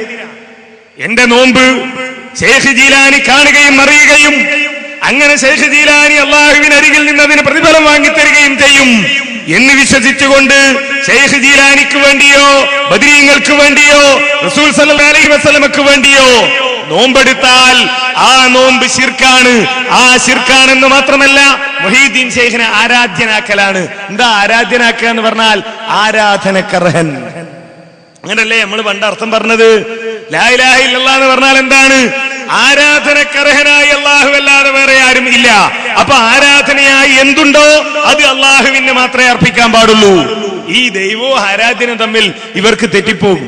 അങ്ങനെ തെറ്റിയിട്ട് ഇവിടെ വലിയൊരു അബദ്ധത്തിലും പെട്ടുപോയി. ഇവിടെ മൂപ്പരിങ്ങനെ ഒരു കാര്യം പറയാൻ ഉദ്ദേശിച്ചുകൊണ്ട് പറഞ്ഞു വന്നു, അതിൽ ദൈവം എന്ന് പറഞ്ഞു തുടങ്ങി. എന്നിട്ടോ അതിന് മുജാഹിദികളുടെ പരിഭാഷ തെളിവായി കാണിക്കുകയും ചെയ്തു. പക്ഷെ മുജാഹിദികളുടെ പരിഭാഷയിലുള്ളത് എന്താ? ആരാധ്യൻ. ദൈവം എന്ന് പറഞ്ഞുകൊണ്ടാണ് അദ്ദേഹം തുടങ്ങുന്നത്. മുജാഹിദികളുടെ പരിഭാഷ തെളിവായി വായിക്കുന്നു. മുജാഹിദികളുടെ പരിഭാഷയിൽ ദൈവം എന്നല്ല ആരാധ്യൻ എന്നാ ഉള്ളത്. നിങ്ങൾ നോക്കൂ, അദ്ദേഹം പറയുന്നതും പരിഭാഷ കാണിക്കുന്നതും. കക്ഷികളും വിളിച്ചത് ദൈവങ്ങളാണെന്ന വിശ്വാസത്തോടെ സഹായത്തിന് വിളിച്ചതാണ്. ഇനി ഞാൻ അതിന്റെ അർത്ഥം പറഞ്ഞ് തെറ്റിപ്പോണ്ട. KNMന്റെ ഖുർആൻ പരിഭാഷ വായിച്ചു കേൾപ്പിക്കുക, കേട്ടോളൂ. അള്ളാഹുവിന് പുറമെ അവർ പല ആരാധ്യന്മാരെയും സ്വീകരിച്ചിരിക്കുകയാണ് അവർ സഹായിക്കപ്പെടുവാൻ വേണ്ടി. അപ്പൊ അബൂജഹലും കക്ഷികളും സഹായത്തിന് വേണ്ടി ആരാധ്യന്മാരെ സ്വീകരിച്ചിരിക്കുകയാണ്. ആരാധ്യന്മാരെന്ന വിശ്വാസത്തിൽ വിളിക്കുകയാണ്.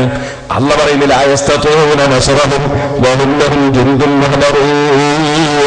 അവർ ആരാധ്യന്മാർക്ക് ഇവരെ സഹായിക്കുവാൻ സാധിക്കുകയില്ല.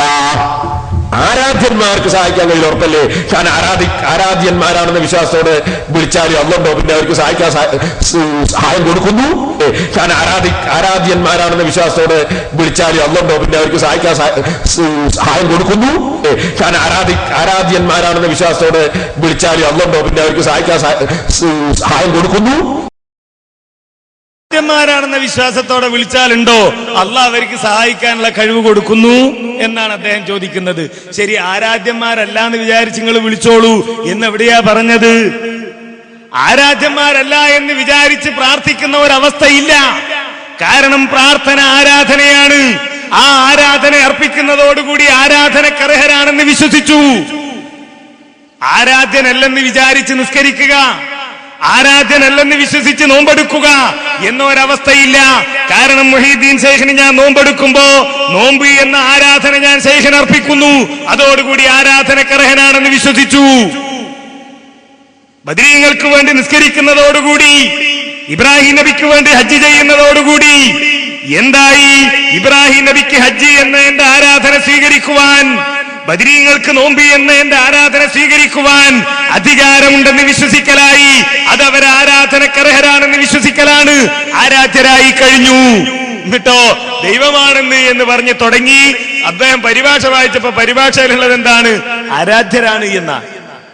ആരാധ്യരാണെന്ന് വിചാരികൾ പറഞ്ഞ അർത്ഥത്തിന് എന്താ കുഴപ്പമുള്ളത്? ആരാധ്യരാണെന്ന് വിശ്വസിച്ചു. ആരാധ്യരാണെന്ന് വിശ്വസിച്ചുകൊണ്ട് തന്നെയാണ് അവർ തെറ്റ് ചെയ്തത്. അവർ അല്ലാഹു അല്ലാത്തവരോട് തേടിയത്. അത് എല്ലാവരും അംഗീകരിക്കുന്ന കാര്യമല്ലേ? ആരാധ്യരാണ് എന്ന് അംഗീകരിക്കാതെ തങ്ങൾ ചെയ്തുകൊണ്ടിരിക്കുന്ന ഈ ആരാധനകൾക്ക് അർഹതയുണ്ട് എന്ന് തന്നെയാ അവർ വിശ്വസിച്ചത്. അതല്ലേ അവർ മറുപടി പറഞ്ഞത്? എന്തിനാ നിങ്ങൾ ഇവരെ ആരാധിക്കുന്നത് എന്ന് ചോദിച്ചപ്പോ ഞങ്ങൾ ആരാധിക്കുന്നില്ല എന്നല്ല മക്കാര് പറഞ്ഞത്. ഞങ്ങൾ ഇബാദത്ത് ചെയ്യുന്നില്ല എന്നല്ല പറഞ്ഞത്. മാനഅബുദുഹും ഇല്ലാ ലിയുഖർരിബൂനാ ഇലല്ലാഹി സുൽഫാ. മാനഅബുദുഹും, ഞങ്ങളവർക്ക് ഇബാദത്ത് ചെയ്യുന്നില്ല, ഞങ്ങളവരെ ആരാധിക്കുന്നില്ല. ആരാധിക്കുന്നു എന്നാ പറഞ്ഞത്. പിന്നെ എന്തിനാ ആരാധിക്കുന്നത്? അള്ളാഹുവിലേക്ക് ഞങ്ങൾ അടുപ്പിക്കാൻ വേണ്ടിയാണ്. അപ്പൊ ആരാധനാണ്, ആരാധനക്ക് അർഹതയുണ്ട് എന്ന് വിചാരിച്ചുകൊണ്ടാണ് അവരെ ആരാധന അർപ്പിച്ചത്. നമ്മളും ചെയ്യുന്നത് അത് തന്നെയാണ്. ആരാധനയായ പ്രാർത്ഥന അത് കേൾക്കുവാനും ഉത്തരം ചെയ്യുവാനും മഹാന്മാർക്ക് കഴിവുണ്ട് എന്ന് വിശ്വസിക്കുന്നതോടുകൂടി ആ മഹാന്മാരെ ഇലാഹാക്കലായി. മഹാന്മാർക്ക് നിസ്കാരത്തിന് ഉത്തരം ചെയ്യാൻ കഴിവുണ്ട് എന്ന് വിശ്വസിക്കുമ്പോ എങ്ങനെ അത് അവർക്കുള്ള ആരാധനയാകുന്നുവോ, അതേപോലെ മഹാന്മാർക്ക് നോമ്പെടുത്താൽ അത് എങ്ങനെ അവർക്കുള്ള ആരാധനയാകുന്നുവോ അതേപോലെ തന്നെ പ്രാർത്ഥനയും ആരാധനയായി മാറുന്നു. അങ്ങനെ ആരാധനയെ മനസ്സിലാക്കിയാൽ ഈ അബദ്ധത്തിൽ നിന്ന് രക്ഷപ്പെടും. ഈ അബദ്ധത്തിൽ പെട്ടുപോകാനുള്ള കാരണം ആരാധനയെ തെറ്റായി മനസ്സിലാക്കിയതാണ്. വിശുദ്ധ ഖുർആനിന്റെ പിൻബലമില്ലാതെ, പ്രവാചകന്മാരുടെ മാതൃകയില്ലാതെ, സ്വഹാബത്തിന്റെ മാതൃകയില്ലാതെ സ്വന്തമായി വിശുദ്ധ ഖുർആനിലെ ആയത്തുകൾക്ക് അർത്ഥം പറയുകയും അതിന് നിർവചനങ്ങൾ കണ്ടെത്തുകയും ചെയ്തു എന്നതാണ് ഇവർക്ക് സംഭവിച്ചു പോയ അബദ്ധം. നോക്കൂ, വിശുദ്ധ ഖുർആനിലെ ആയത്തുകൾ വരെ ഇതിന് ദുർവ്യാഖ്യാനം ചെയ്തു. ലോകത്ത് ഒരു റസൂലും ചെയ്യാത്ത ഒരു കാര്യം, ലോകത്ത് ഒരു നബിയും ചെയ്യാത്ത ഒരു കാര്യം, ലോകത്ത് ഒരു നബിയും അള്ളാഹുവിനോടല്ലാതെ സഹായം തേടിയിട്ടില്ല. ലോകത്ത് ഒരു നബിയും അള്ളാഹുവിനോടല്ലാതെ പ്രാർത്ഥന നടത്തിയിട്ടില്ല. ഏത് പ്രാർത്ഥന? നമ്മളിവിടെ തർക്കത്തിലിരിക്കുന്ന പ്രാർത്ഥന, നമ്മളിവിടെ തർക്കത്തിലിരിക്കുന്ന സഹായം തേടൽ, അതിനെപ്പറ്റിയ വിഷയം. അല്ലാതെ ലോകത്ത് മുജാഹിദുകൾ ആരോടൊക്കെ എന്തൊക്കെ സഹായം തേടുന്നു. ഈ ഒരൊറ്റ പരിപാടി നോക്കൂ നിങ്ങൾ. ഈ ഒരൊറ്റ പരിപാടിയുമായി ബന്ധപ്പെട്ട് എത്ര ആളുകളോട് സഹായം തേടി.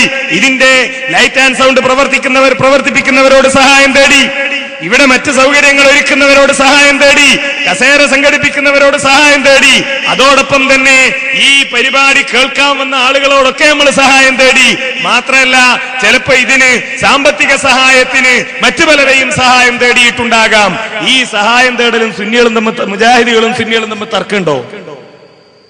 ഡോക്ടറുടെ അരികിൽ പോകുന്നതിനെ പറ്റി, എഞ്ചിനീയറുടെ അരികിൽ പോകുന്നതിനെ പറ്റി ഒരു കൂട്ടം അനുയായികൾ അവർക്കെന്തെങ്കിലും പ്രയാസം വരുമ്പോ നേതാവിനോട് ചോദിക്കുന്നതിനെ പറ്റി, പറയുന്നതിനെ പറ്റി ആർക്കെങ്കിലും എന്തെങ്കിലും പ്രശ്നം തർക്കമുണ്ടോ? ഒരു മഹല്ലിൽ ഒരു പ്രശ്നം വന്നു, രണ്ടാളുകൾ തമ്മിലൊരു പ്രശ്നം വന്നു, പരിഹരിക്കാൻ ചിലപ്പോ നാട്ടിലെ കൊള്ളാവുന്ന സെക്രട്ടറി ആണെങ്കിൽ മഹല്ല് കമ്മിറ്റി സെക്രട്ടറിയോട് പറയും, ഇങ്ങനെ ഇവർ രണ്ടാൾ തമ്മിലൊരു പ്രശ്നമുണ്ട്, നമുക്കതൊന്ന് പരിഹരിക്കണം. അയാളെ സഹായം തേടും, അയാളുടെ സഹായം തേടും.